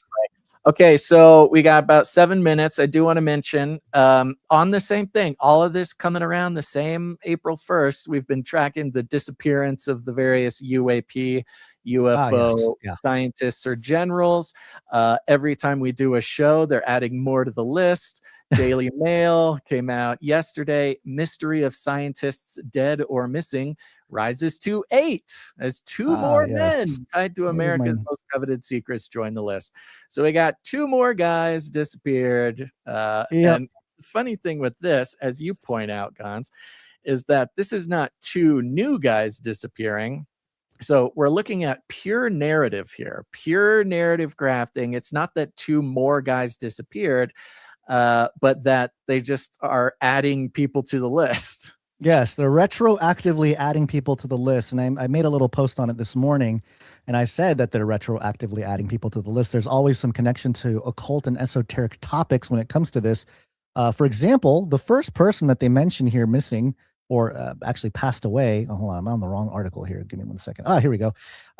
Is NASA scientist Frank Maywald, who reportedly died on July 4th, 2024. So Independence Day 2 years ago is when he passed away at age 61. I just want, for timing's sake, we're at 6 minutes. I do want to make sure we can play this Stephen Greer clip, at least 1:50 of it, before we do the launch. So make sure to save about 3 minutes. Okay. Okay. I feel like I'm in a spaceship right now. Yeah, okay. So I'll be very quick. Okay, I'll be very quick. So this first guy, NASA guy, he was a JPL principal, died on Independence Day 2024. He was in charge of looking for life on different places, including Jupiter's moon Europa, Saturn's moon Enceladus, and the dwarf planet Ceres. And each one of these has its occult connections. You have Europa, which is named after a Phoenician princess in Greek mythology, and she was the one that Zeus or Jupiter fell in love with, and you can read the story there. He turns himself into a bull and this whole thing. So it's got the Genesis 6 connection there where the gods try to mate with human women. And so that's Europa. Enceladus was a Greek giant, literally a gigantus, a giant. So that's a Nephilim connection right there. And then Ceres is the daughter of Saturn and Ops, or a Cronus and Rhea, depending on your mythology. And she's the archetype of the Great Mother, abundance versus loss, the vegetative cycle, nutrition, and also for the mystery religions, she's the one that's in charge of initiation and hidden knowledge after or in the afterlife and the bounds of the earth. So that's the guy looking for life on those celestial objects, allegedly. He died. And then there's another guy named Anthony Chavez who went missing on May 4th. Star Wars, May the 4th be with you, 2025. So just a year ago. He retired in 2017. And he was believed to have security clearances with sensitive information from the Los Alamos National Laboratory. And he went missing like the other guy went missing. He just walked off, and boom, he's gone. So very interesting that some of these patterns continue to persist. It's kind of fun because they're adding guys who have disappeared or died before they even started counting this list, right? Right. It seems like every guy that they adds narratively, sort of in the meta narrative, to what's involved in the UFO thing. You had the general guy, the military connection, you had the technology connection. Now they're adding the Nephilim connections, they're adding the mythology. It's the dream team, baby. It's putting together the dream team. The end times science squad.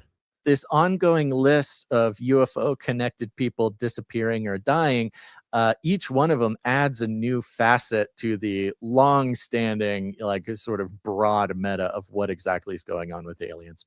Okay, and with that, Stephen Greer, who, of course, if we're talking about soft disclosure of aliens coming from the government, Stephen Greer is one of these guys who seems to be an agent of that. Bring it all around together. This is Stephen Greer today. Oh my gosh, talking about the fake alien invasion. We're T-minus 3 minutes, and this clip is 3 minutes, Basil. I know. Well, if you look at my notes there, it says we're just playing 1 minute 50 seconds. Got it. The big one would be this, what Werner von Braun warned about on his deathbed. He said, he said, we are going to hoax an alien attack on the planet. It's all a lie, but it will trick and fool almost everyone. So we're trying to expose that. But see, if this festers much longer with that group that have the technologies I'm talking about, in a minute, they could stage this and it would fool.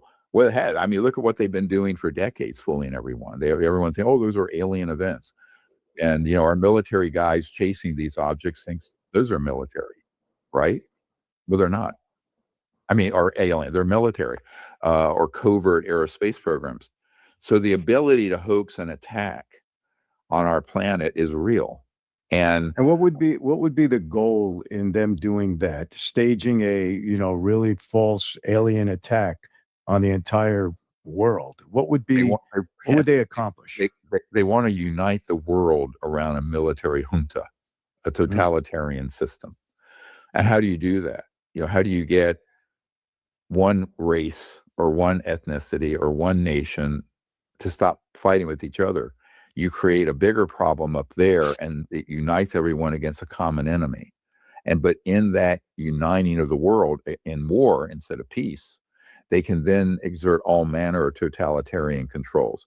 That has been a 70-year plan. I have a CIA document from 1953 or 54 stating that they can use the UFO issue to great advantage for its, quote, psychological warfare value. So once they got close and mastered the technology in the mid-50s, and they knew they were close to that in 53, 54. Psychological warfare quality was the end there. So you have, of course, to us and everybody in the space, we know the connections between aliens and the days of Noah, between Armageddon and Iran as the government. T-minus 33 seconds. There. Yes. And all it takes is a fake alien invasion to unite the world under one military junta. How will the aliens attack? What will be the purpose? Perhaps Artemis launch has something to do with it. What could have everybody witness the alien invasion all at once? It could happen for the first time when we actually try to go back to the moon. We're going to see live if the aliens attack during the Artemis launch. They're not. They turned off the countdown. What are they doing? Here we go. 10. Here we go. 8. 7. Wow, live. 25 engines lit. 4. Oh, they started early. 2. 1. Booster ignition. Whoa. And liftoff. The crew of Artemis 2 now bound for the moon. Humanity's next great voyage begins. Keep up, camera. Come on. Zoom up. Oh, there you go. Roll pitch. Roger, roll pitch. Are you able to get a little bit more volume on that? No. Okay.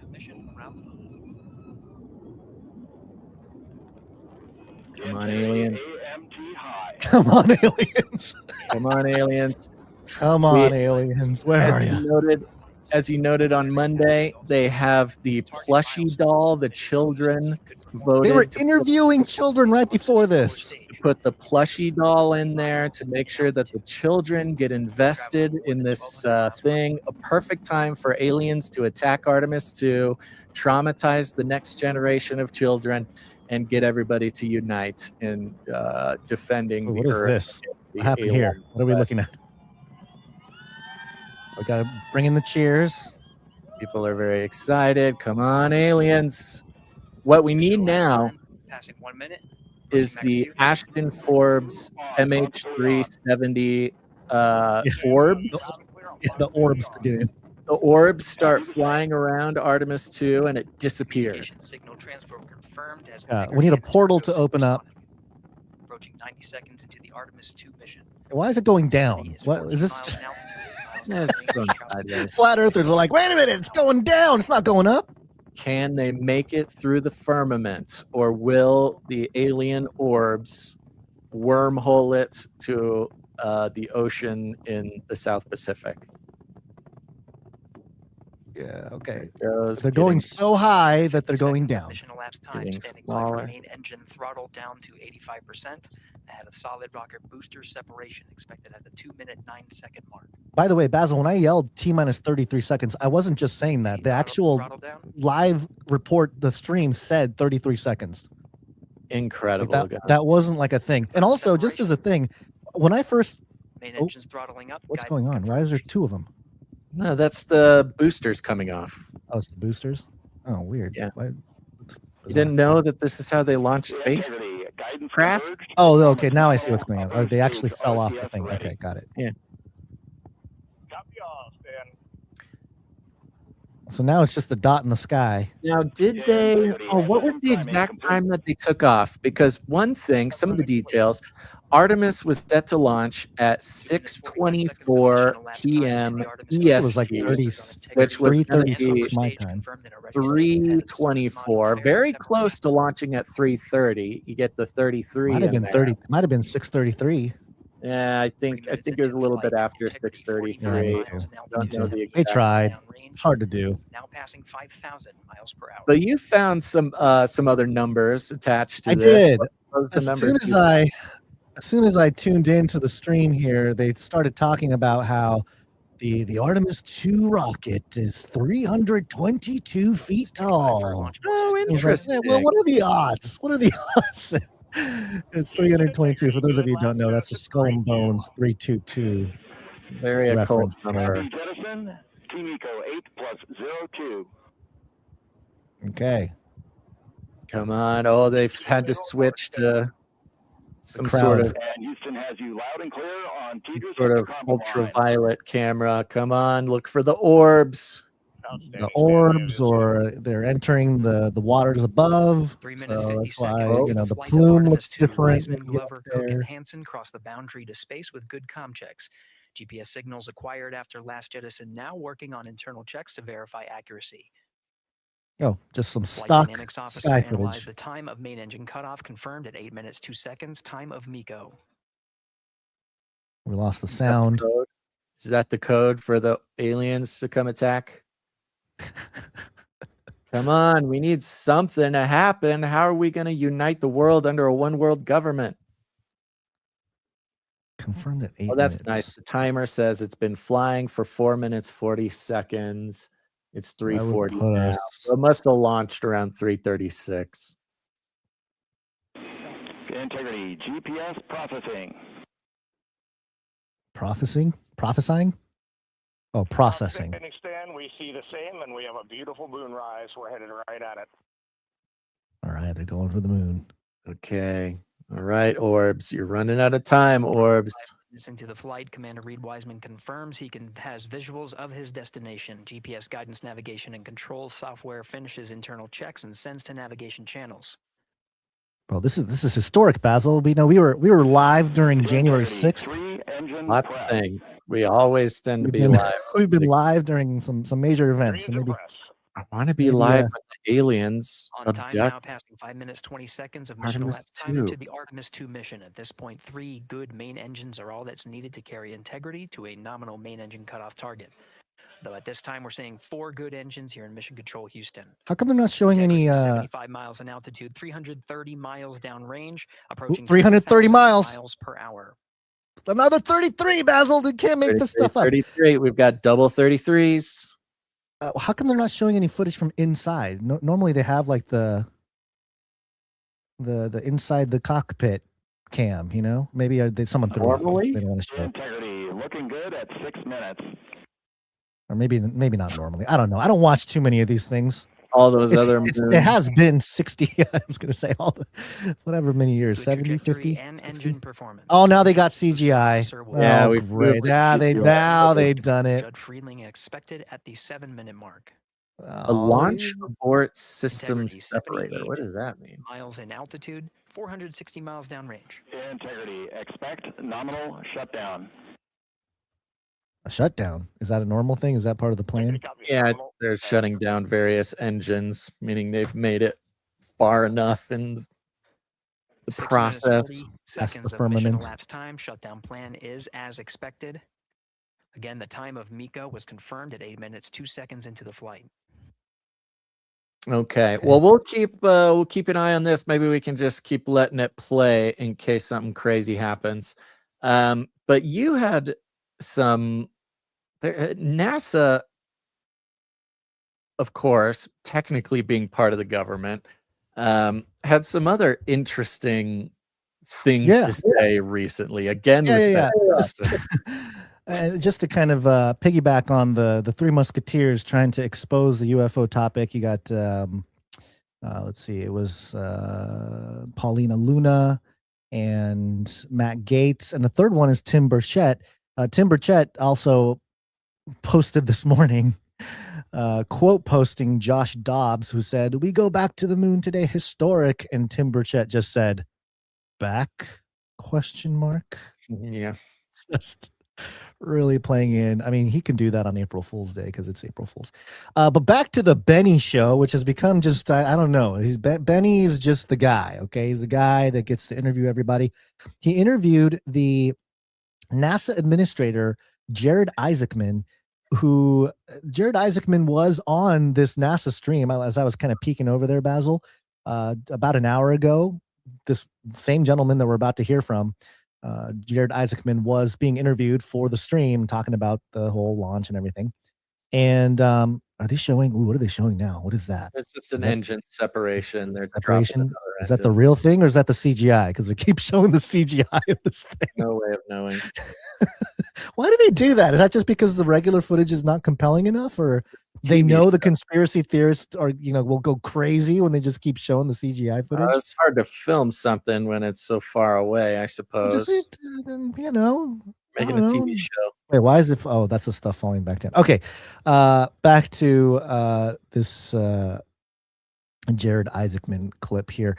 Now, this clip itself doesn't really provide what I was hoping for, but I'll give you a little context after the clip here. It's about a minute and a half. Benny talking to Jared. What is all of this exploration of the great beyond and the mysteries that intertwine all of it? How does that affect your relationship with a creator, with God? What does the mysteries of the universe unraveled tell you?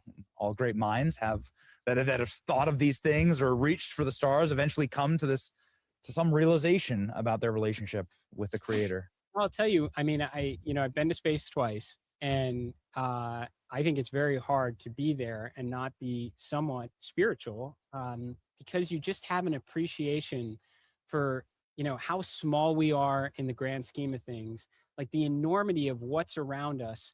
And like, it had to have all started like somewhere, right? We don't have, an answer for that right now. So the idea that maybe this was all part of some extraordinary grand design is, those thoughts have to go through your mind. Like it's too interesting of a perspective not to kind of go down that road, I think. So, but it is like, this is what we are pursuing right now. We are going to learn so much, in the years ahead. And I absolutely believe we were destined to do this, to go out, to explore, and to seek out a lot of those answers. And they're waiting for us.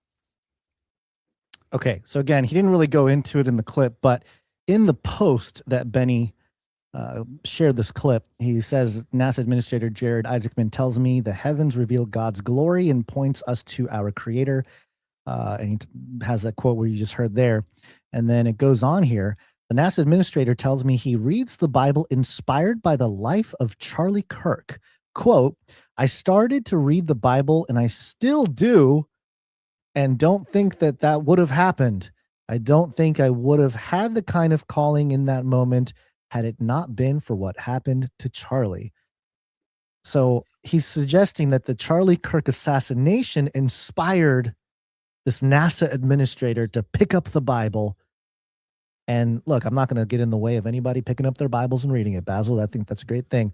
But it's kind of strange and interesting that, he's talking about how he's still reading the Bible so many years since the Charlie Kirk assassination, or I guess months, because how long has it been? September, October, November, December, January. Okay, about 5-6 months.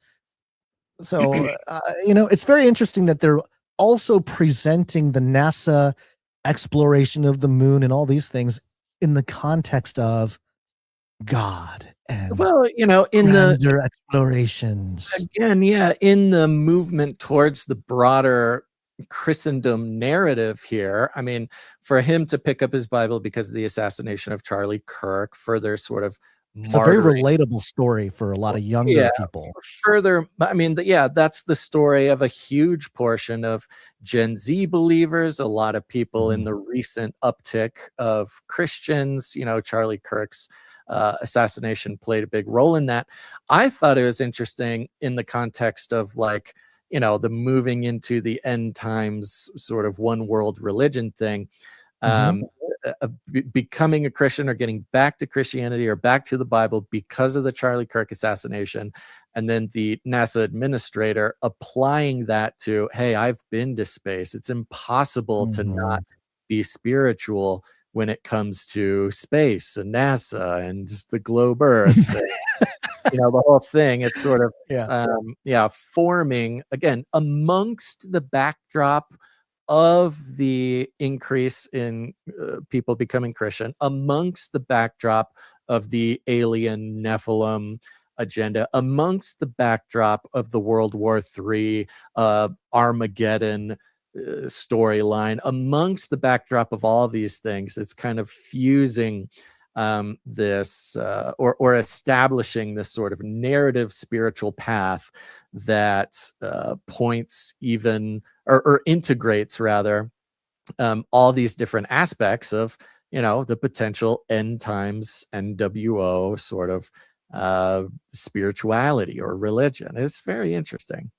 Yeah, it's almost providing the logical thread for especially all the world religions to come under one umbrella, so to speak. And this has been something that, you know, we've been tracking this and sort of looking at it from that perspective for a while. As far as the Christian worldview goes, we know, you know, people like Tom Horn, the late Tom Horn, the late Chris Putnam, those guys published the book on how the Vatican has been talking about the alien thing for a few decades. They got the Lucifer satellite, or telescope, which they changed the name to after, you know, people started figuring out, like, why Vatican, why are you, first of all, why do you own a telescope in Arizona or whatever, and why did you name it Lucifer? And the conversations about the Pope saying, hey, we're going to baptize aliens, and hey, you know, they're part of God's creation too, and that kind of stuff. And then the Jewish or Judaism side of things, especially from the more mystical Kabbalah branch, we've documented over the years how certain rabbis have suggested that, hey, the Jews, the Jews are the actual aliens. We are the ones who have been called to bring enlightenment to the world, and soon everybody will understand, you know, that. So they have their own setup for it, and especially since they're waiting for the Mashiach, you know, Mashiach being an alien kind of helps in terms of superseding any kind of other barriers that exist currently between world religions. Of course, Islam falls into a similar type of category. You know, there's not a whole lot, as far as I understand, there's not a whole lot of stuff about aliens per se spoken about, but there are more contemporary Muslims that are doing a similar type of research thing with, as Christians are. You know, they have the Jal and they have different things that has some kind of explanatory power when it comes to the topic. Then you have your New Agers who we just played the clip from what's his name, Dr. Greer, Stephen Greer. And Stephen Greer is a guy, I don't know if he's still on this kick, but he's definitely a guy who pushed a new agey narrative about the aliens. And in fact, all the people that have passed away for some reason, Tom Horn, Dr. Michael Heiser, Chris Putnam, they have all written things or have said things about Stephen Greer, which were not very favorable. Basil, they were like, I think Dr. Michael Heiser called Dr. Stephen Greer a charlatan. So that's the kind of thought that he had about the whole Stephen Greer thing, because Stephen Greer has he's pushed this spirituality that, hey, the aliens are here to help us, and that's the part that I don't know we got from the clip we played earlier. But his whole thing is, they're going to stage the alien invasion to put us under totalitarian government and all this kind of stuff. So because the real aliens are benevolent, they're here to love us and save us and help us, but it's the evil people, the evil humans, and the pride and the corrupt humans that are using the alien narrative to sort of try to control everybody and all that. And in fact, I think if you go to, forget the 5EC, I think is the name of Stephen Greer's group or something. He had been charging over the years, a good amount of money to go out to certain locations, and they meditate. And he claimed that he can summon UFOs. And so people have had these experiences, and there's like video footage of like, we're going to meditate on this beach now. And, oh, look, there's a light ball over there. And, people freak out because, hey, Stephen Greer just summoned a UFO. And so those are the kinds of things that Stephen Greer has been involved in over the years. So, but I do find it interesting, because he is right in that when there is this higher threat, and this goes back to the Reagan quote, I believe, and even before that, somebody, I forget which president it was, that talked about, should we have a foreign threat, we would all come together and we would all, unite under a foreign enemy or common enemy, I think was the phrase. So, it seems to be something tangible. It's almost like, we're close. If we want to, we can push that button and we can do the whole blue beam thing. We can roll out the aliens. We've already done plenty of genetic testing over the years to create some people walking around that may look like aliens or hybrids or something like that. Which actually brings me to one of the last stories that I wanted to cover, Basil. You got time? Real quick before we go into it, I do want to bring all of our attention to a new website, and I put the link in just before our last story here. Remember Palm Beach Pete, the Epstein guy? Yes. PalmBeachPete.shop just opened, and he just pitched why are we giving this guy clout? Like, why? He's got logos. He is capitalizing on his Epstein lookalike-ism by opening a merch shop for PalmBeachPete.shop. You can get these very classy baseball hats or mugs or a candle or a visor that simply say Palm Beach Pete on them. So if you're trying to get on it. What would be the thing that really takes the hunt off the trail? Like what could I do to make it seem like I'm just another guy? A merch shop. That's right. That's a great way to do it. And make a couple bucks off the poor people that, just really get the supporters to support me. Yeah, it's hidden in plain sight. It's a very Masonic way to do it. Yeah. What do you think? Palm Beach Pete or Paranoid Pentagon Pete? Which Pete are you into more, Basil? Which Pete do you like better? Que no los dos. Why not both, Gons? Paranoid Pentagon Pete and Palm Beach Pete. You know what's interesting? Mm-hmm. So the Iran war started on February 28th, 2026. Mm-hmm. Yeah. And it is April Fool's Day, the day we launched Artemis. Mm-hmm. Today is the 33rd day since the beginning of the Iran war. Oh, wow. Okay, so it's all coming together. It's almost like they launched the war so that April Fool's falls on. There's the blood sacrifice for the launching of Artemis 2. 33 is the number of completion of the Great War. Wow. The ritual is complete. The shedding of blood for 33 days before launching Artemis 2 into the sky. So yeah, pretty weird. Okay, what else you got? You got one last story for us? Well, let me just. Yeah, we do have another story. It kind of connects to the whole genetic engineering type of thing too. But I'm just looking. Oh, good. The CGI of the capsule. That's real convincing, guys. Good job. Yeah, we don't have cameras out that far, Guns. What? Don't they have cameras on the craft? Apparently not. They've not shown any. Well, they had some while the boosters were falling off. Yeah, I don't know what to tell you. They don't have cameras 30 feet from the craft floating on an alien orb. It doesn't have to be 30 feet from the craft. I mean, that would give away the whole UFO. Would they bust out those drones, man? Mm-hmm. Where are the drones? That's what I'm saying. Yeah. Okay. Well, I'm a little disappointed with the cinematography of this whole production here. Okay. So As if things weren't weird enough, Basil, there's one more story that I want to bring to you. It is standard procedure for all new clones to be given tests. Clones. Where are the other clones? Clones. Clones. This is coming from MIT Technology Review under the Biotechnology and Health section. The headline is Inside the Stealthy Startup That Pitched Brainless Human Clones. The ultimate plan to live forever is a brand new body. That's right. Yeah, that's kind of what Jesus and the Bible promises us, but I don't think it's the same method to get these brand new bodies. This is what the article says here. It's a little bit longer, but I think it's worth it. There's some parts in here that I think are worth highlighting.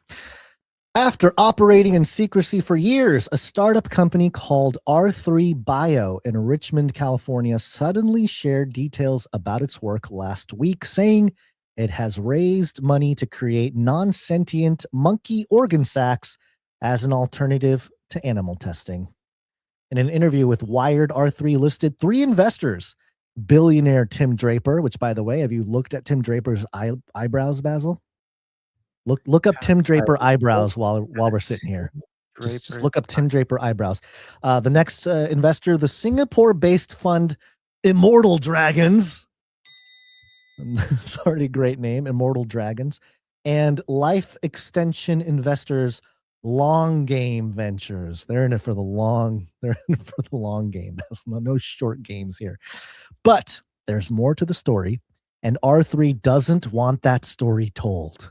MIT Technology Review discovered that the stealth startup's founder, John Schlorndorn, also pitched a startling medically graphic and ethically charged vision for what he called brainless clones to serve the role of backup human bodies.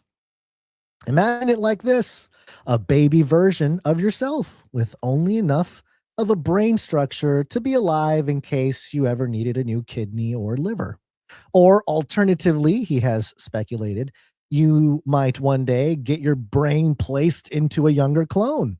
That could be a way to gain a second lifespan through a still hypothetical procedure known as a body transplant. Yeah, just move the brain right into that new body there.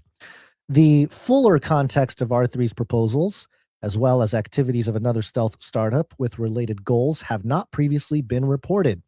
They've been kept secret by a circle of extreme life extension proponents who fear that their plans for immortality could be derailed by clickbait headlines and public backlash. I like how MIT is playing the role of like Robin Hood or something, like some vigilante that's exposing the corrupt circle of extreme life extension proponents, because ironically enough, they are blasting this whole agenda in a news article or report, and in it they're suggesting, oh, my microphone's starting to go out. In it they're suggesting that the clickbait headlines will create public backlash on this whole agenda for life extension. And that's because the idea can sound like something straight from a creepy science fiction film. One person who heard R3's clone presentation and spoke on the condition of anonymity was left reeling by its implications and shaken by Schlorndorn's enthusiastic delivery. The briefing, this person said, was like a, quote, close encounter of the third kind with, quote, Dr. Strangelove. A key inspiration for Schlorndorn is a birth defect in which children are born missing most of their cortical hemispheres.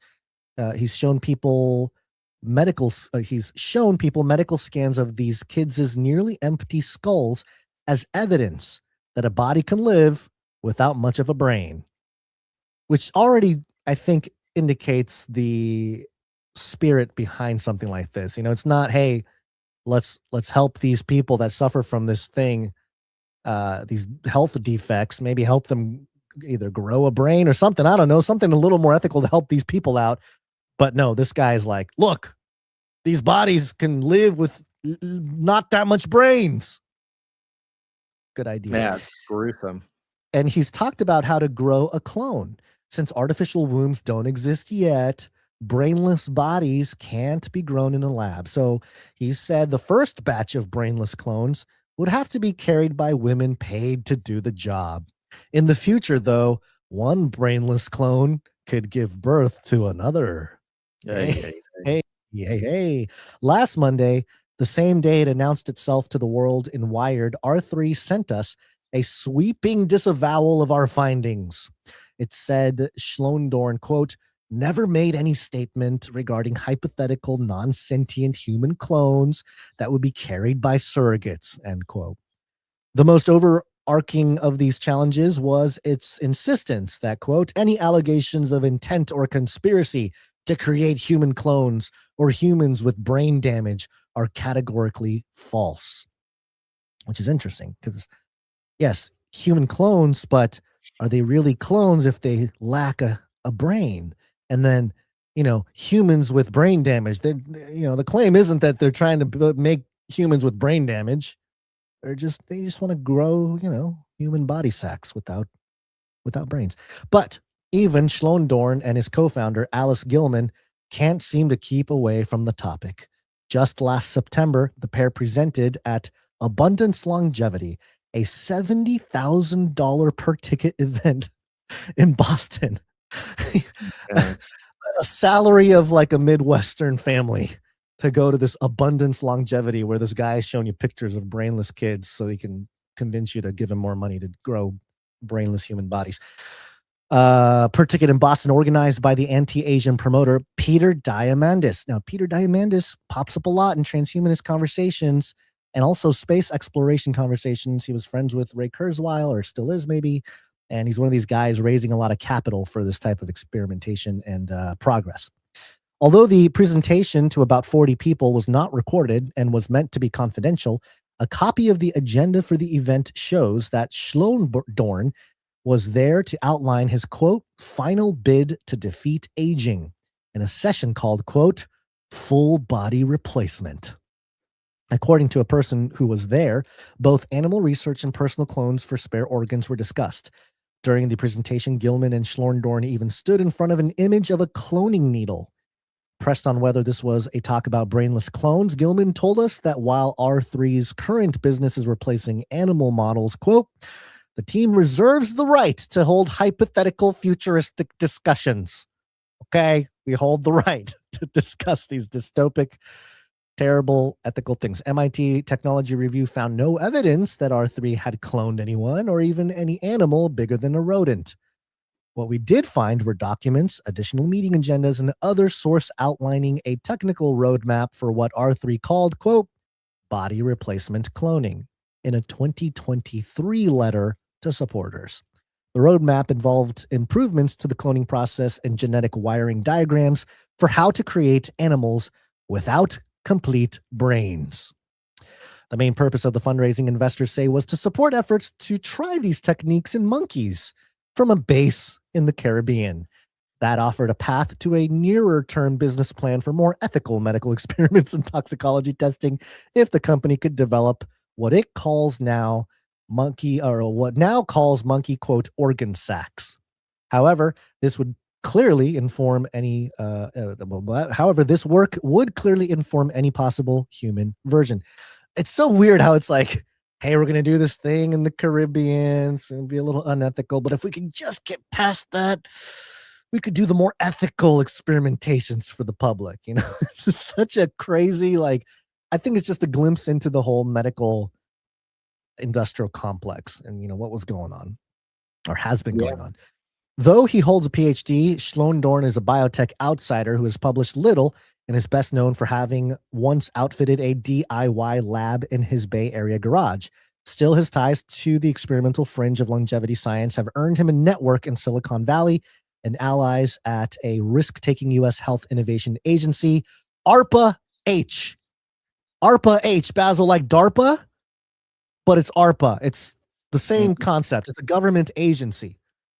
Together with his success at raising money from investors, this signals that the brainless clone concept should be taken seriously by a wider community of scientists, doctors, and ethicists some of whom expressed grave concerns. Quote, "It sounds crazy in my opinion," said Jose Sabelli, a researcher at Michigan State University, after MIT Technology Review described R3's brainless clone idea to him. Quote, "How do you demonstrate safety? What is safety when you're trying to create an abnormal human?" 25 years ago, Sabelli was among the first scientists to try to clone human embryos, but he was trying to obtain matched stem cells, not make a baby. Quote, "There's no limit to human imagination and ways to make money, but there have to be boundaries," he said. Quote, "And this is the boundary of making a human being who is not a human being." Interesting. The invocation of human imagination, of course, the Tower of Babel. God had to mix the languages up because it was human imagination that caused men to just continually do evil and even believe that they can dethrone God himself and reach the heavenly realms. It goes into the feasibility research, talks about Dolly the sheep. You might have been pretty young, Basil, when Dolly the sheep happened, but I think I was in junior high, about to go into high school. I remember our teachers talking about it, like, "Oh, they cloned a sheep. They cloned a sheep." It's kind of a big deal for us kids, 12, 13 coming of age. It says here, brainless clones flip the script. That's because the ultimate aim is to create not a healthy person, but an unconscious body that would probably need life support, like a feeding tube, to stay alive. Because this body would share the DNA of the person being copied, its organs would be near perfect immunological match. Backers of this broad concept argue that a non-sentient body would be ethically acceptable to harvest organs from. Some also believe that swapping in fresh young body parts, known as replacement, is the likeliest path to life extension, since so far no drug can reverse aging. And then there's the idea of a complete body transplant. Quote, "Certainly for the cryonics patients," they had talked about cryonics, being one form of preservation and longevity, freezing your body or freezing your head or your brain.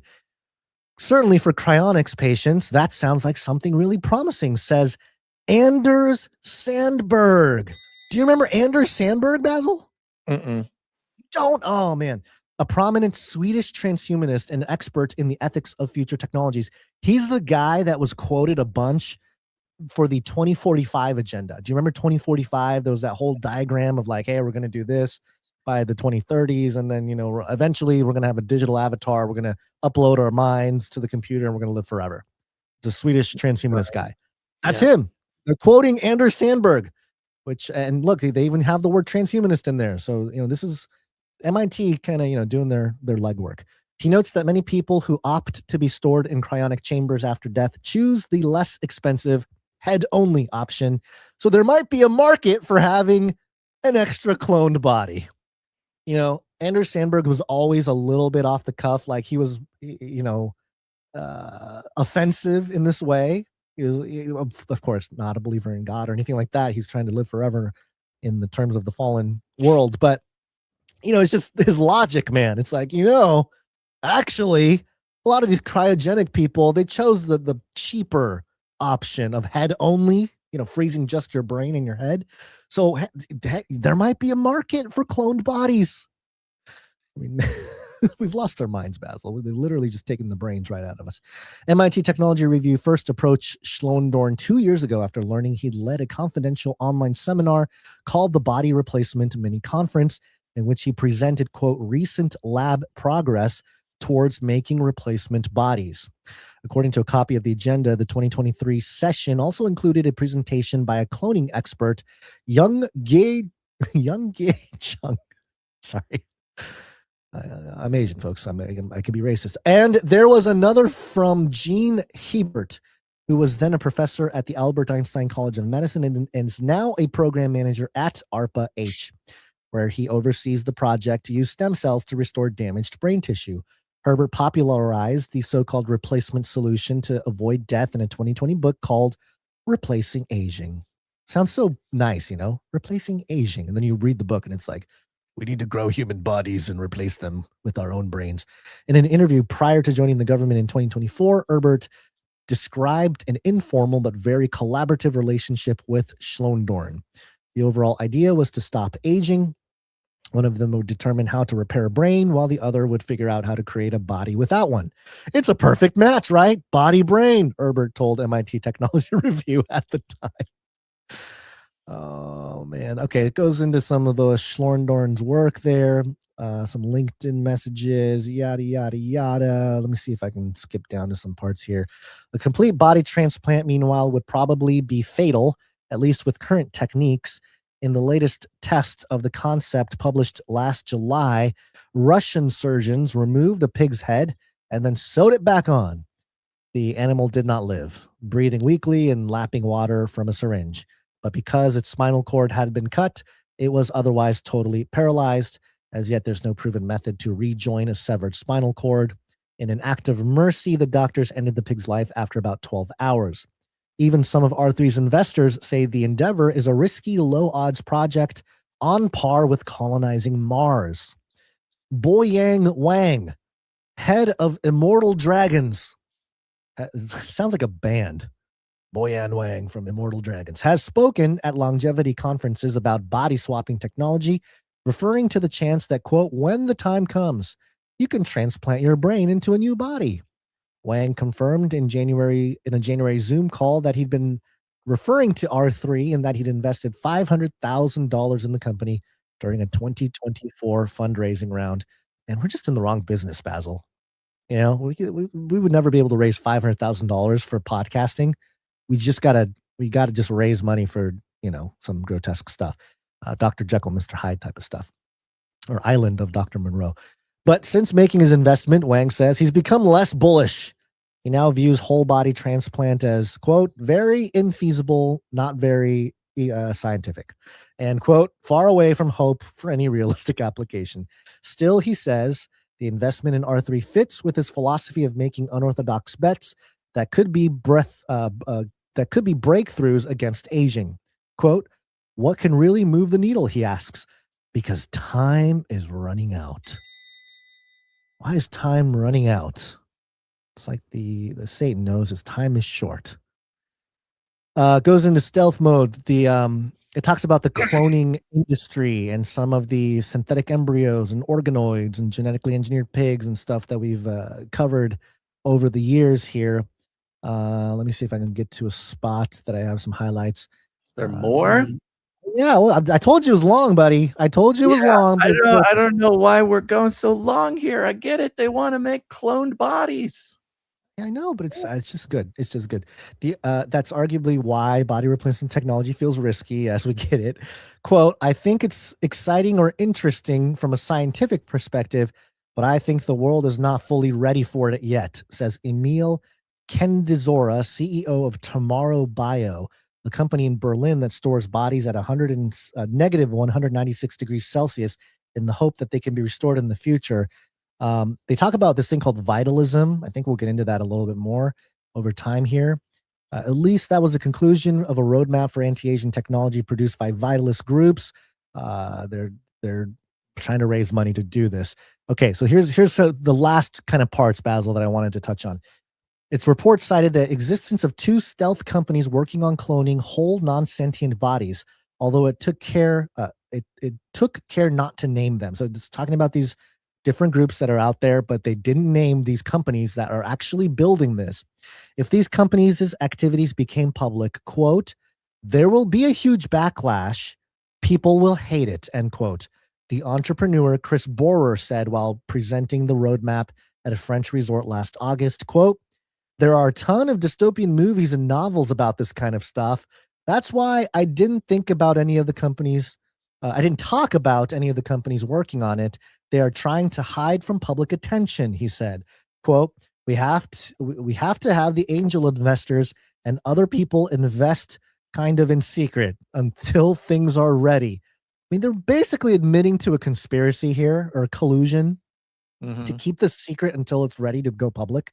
Borer did say what he sees as the best way to go public. Okay, this is how they think they should roll this stuff out. Okay, first, to slowly ease body replacement into society's awareness by disclosing more limited aims, which will be palpable.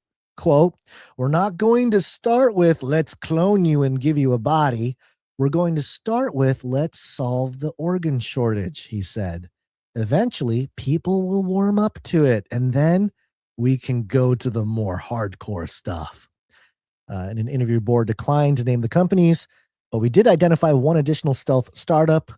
This one focused on replacing a person's internal organs, not the whole body, called Kind Biotechnology.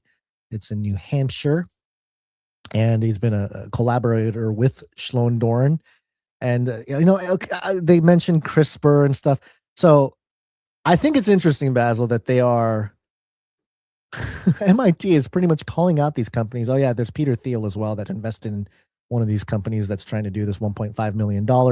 Immune Path, a company started by Schlondorn. So there's a Peter Thiel connection, although I guess that company went defunct. And so we know the billionaires have been wanting to do this type of thing for a long time. We know that they've been investing in this type of research.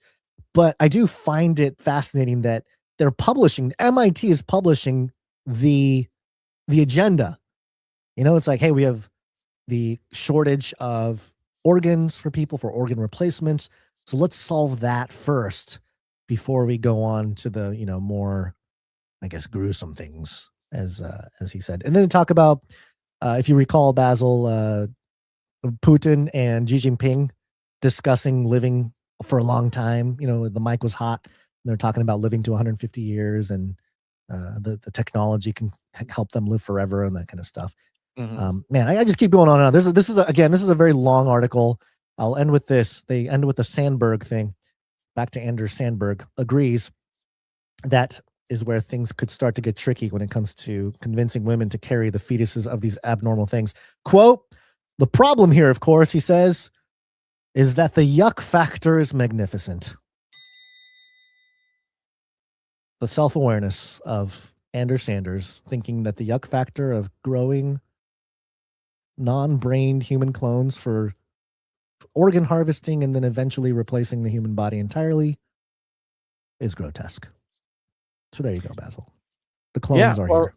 It's interesting because there's so much research on all these various fancy ways that they're going to live forever. You can go from uploading consciousness to robots to this to peptides to Brian Johnson to DMT to whatever. Yeah. And those are all the ones that are like cool to talk about in the media. Like, whoa, these are amazing. Yeah. And I want to participate. Everything. Mm-hmm. But just below the surface, there's still the project of like, look, none of that's going to work. We got to do the real nasty stuff. Like, this is what it really takes. We'll keep everybody distracted with the peptides and the DMT and the nutrients and the this and the that. But this is like, Brian Johnson level is like one thing. Like, I'm going to take whatever drugs or chemicals or eat healthy to live forever. What this is like the Rothschilds, like lizard people, like ancient bloodline billionaires. They're like, no, we're gonna need to clone extra bodies for ourselves to do this the nasty way. There you go. I mean, hey, okay. Well, I think it is interesting that the biblical narrative, the promise, the hope does surround new bodies, eternal bodies. Yeah, it's one of those things that's often overlooked when people try to find maybe more savory or more quote unquote spiritual or more, the separation between the spirit and the body of the Gnostic heresy, where our human bodies are evil and we can't wait to get rid of them.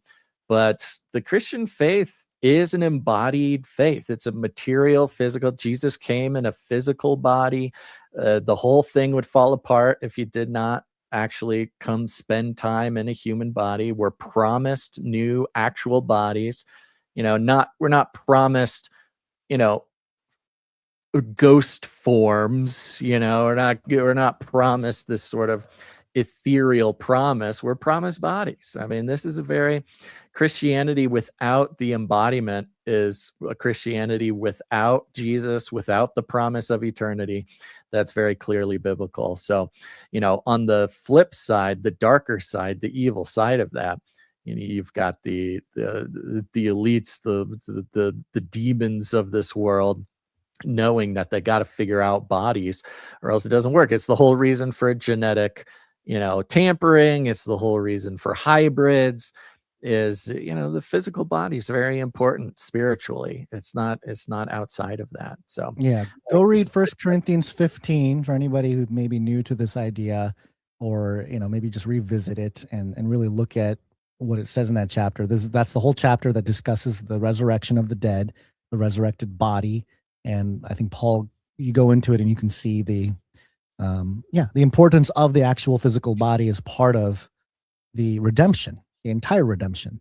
So yeah, in the context, I'm kind of glad that salvation and the resurrection and the restoration is sort of a God thing, and not Slorndorn or whoever, trying to grow human meat sacks to do it. It's a good thing that God has got this handled for those who believe in him, because otherwise your alternative is like some scientist doing like creepy things with in a lab, Yeah. So well, there you go, folks. Thanks for tuning in. I think we should take a second and thank some of our value for value producers keeping this show alive so we can keep digging into these things. We have some producers who went to canarycry.support to support the show financially. They came in under the executive producer amount. If you support the show for $7.77 or more, you're entitled to have a note read on the show. But it's also Wednesday. We'll be thanking our people under $7.77. We've got a handful of people making this show happen, guys. I want to thank them. How about you? I would love to. Okay. So make the show go round. We've got producer Rebecca T coming in again for 5432, 5432. Hey, there it is. Appreciate it.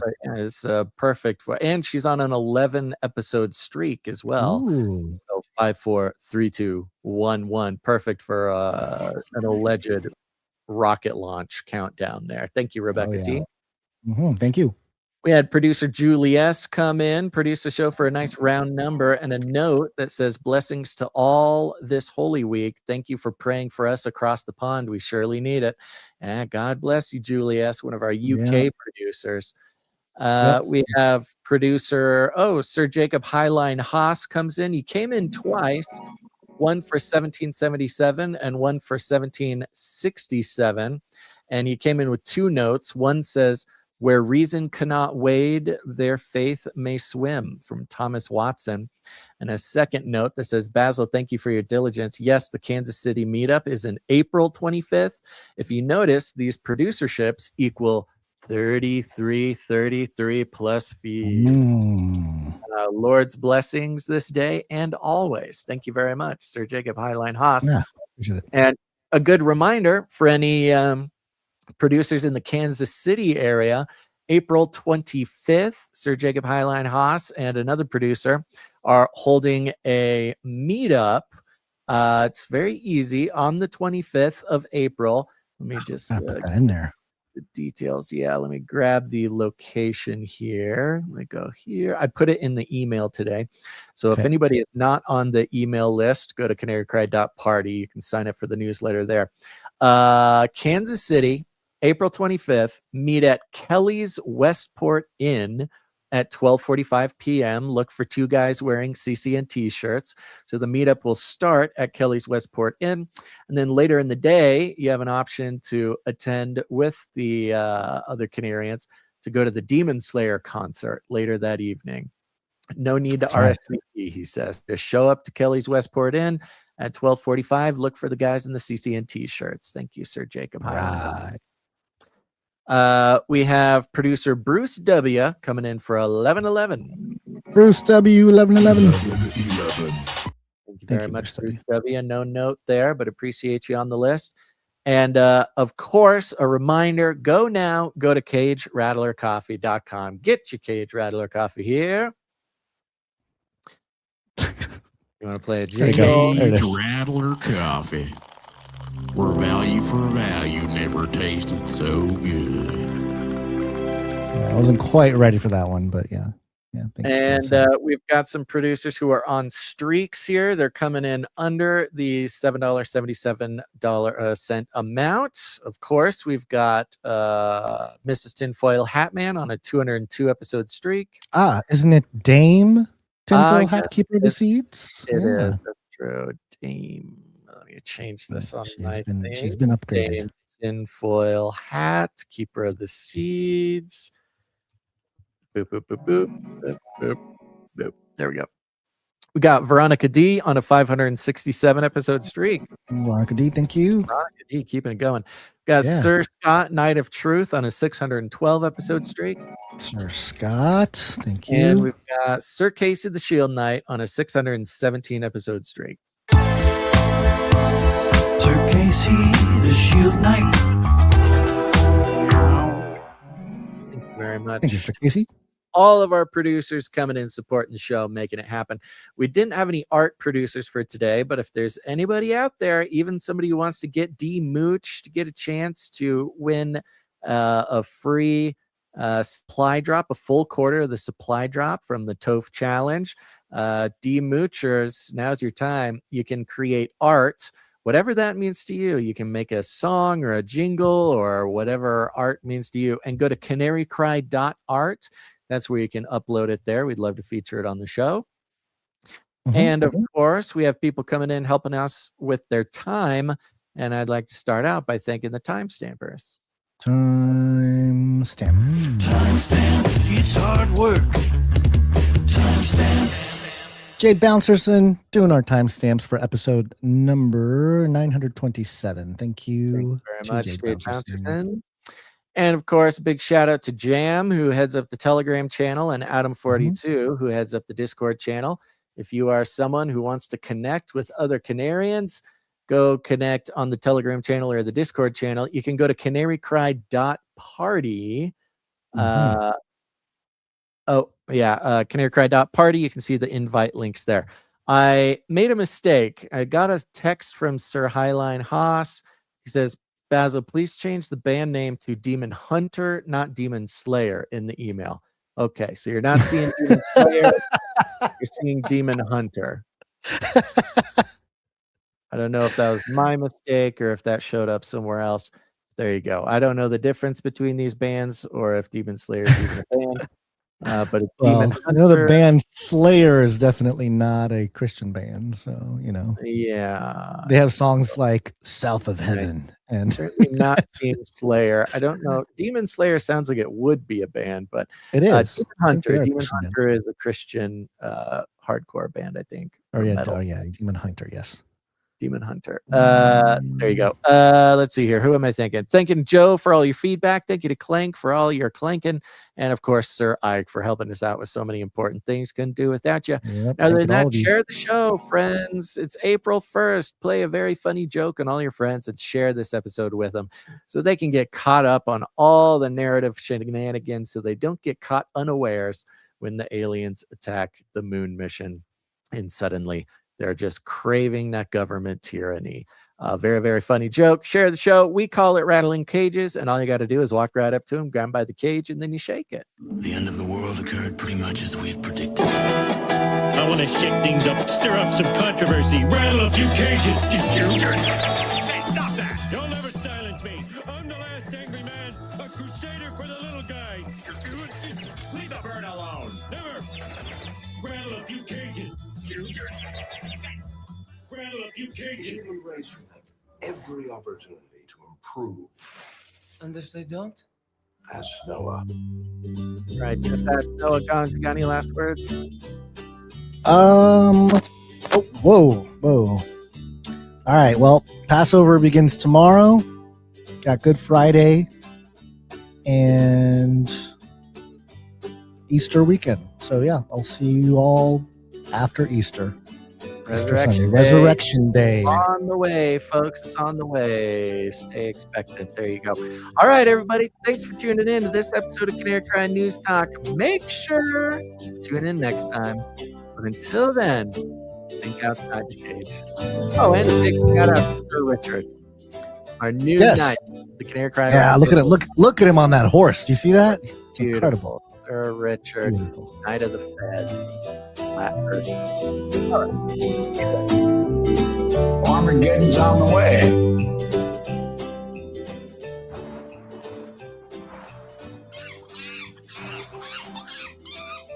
They love killing.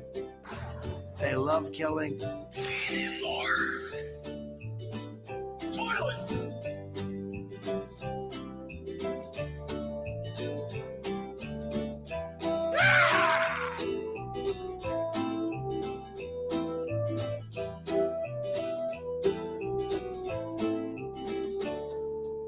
Remember, reality is an illusion. The universe is a hologram. Buy gold. Buy! Howdy, partner. Do you even know? I mean, a beta is based on people, human living beings. That's kind of the idea behind live entertainment, because you can watch a video, you can listen to a music,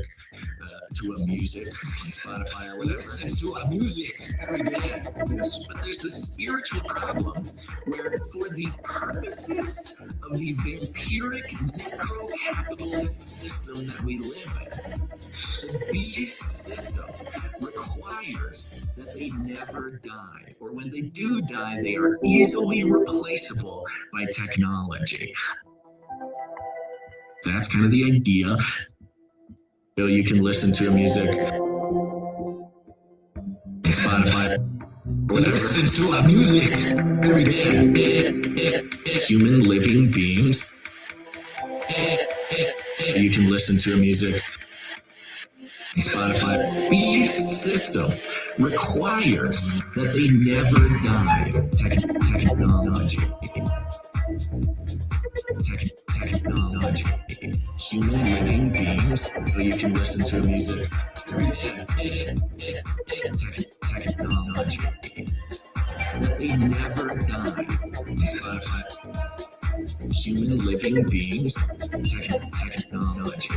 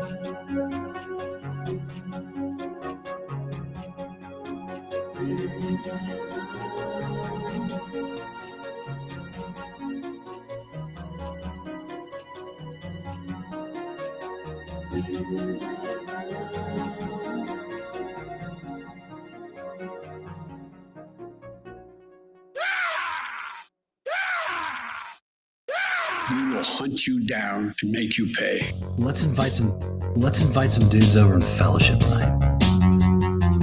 Toilets!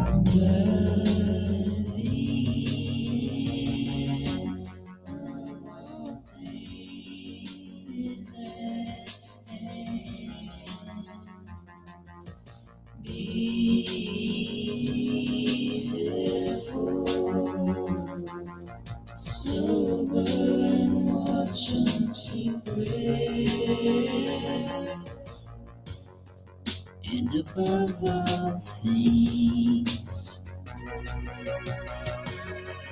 effort and charity among yourselves, for Charity shall cover the multitude of sins.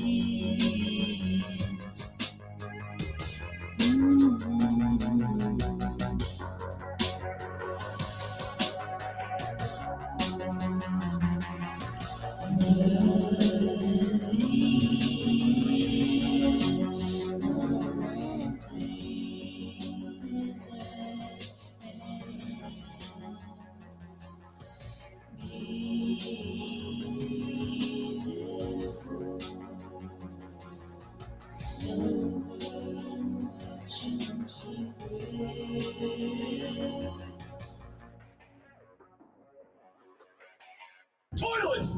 You better wrap it up. Value for value. We take no money from corporations, commies, or cartels. Canary cry.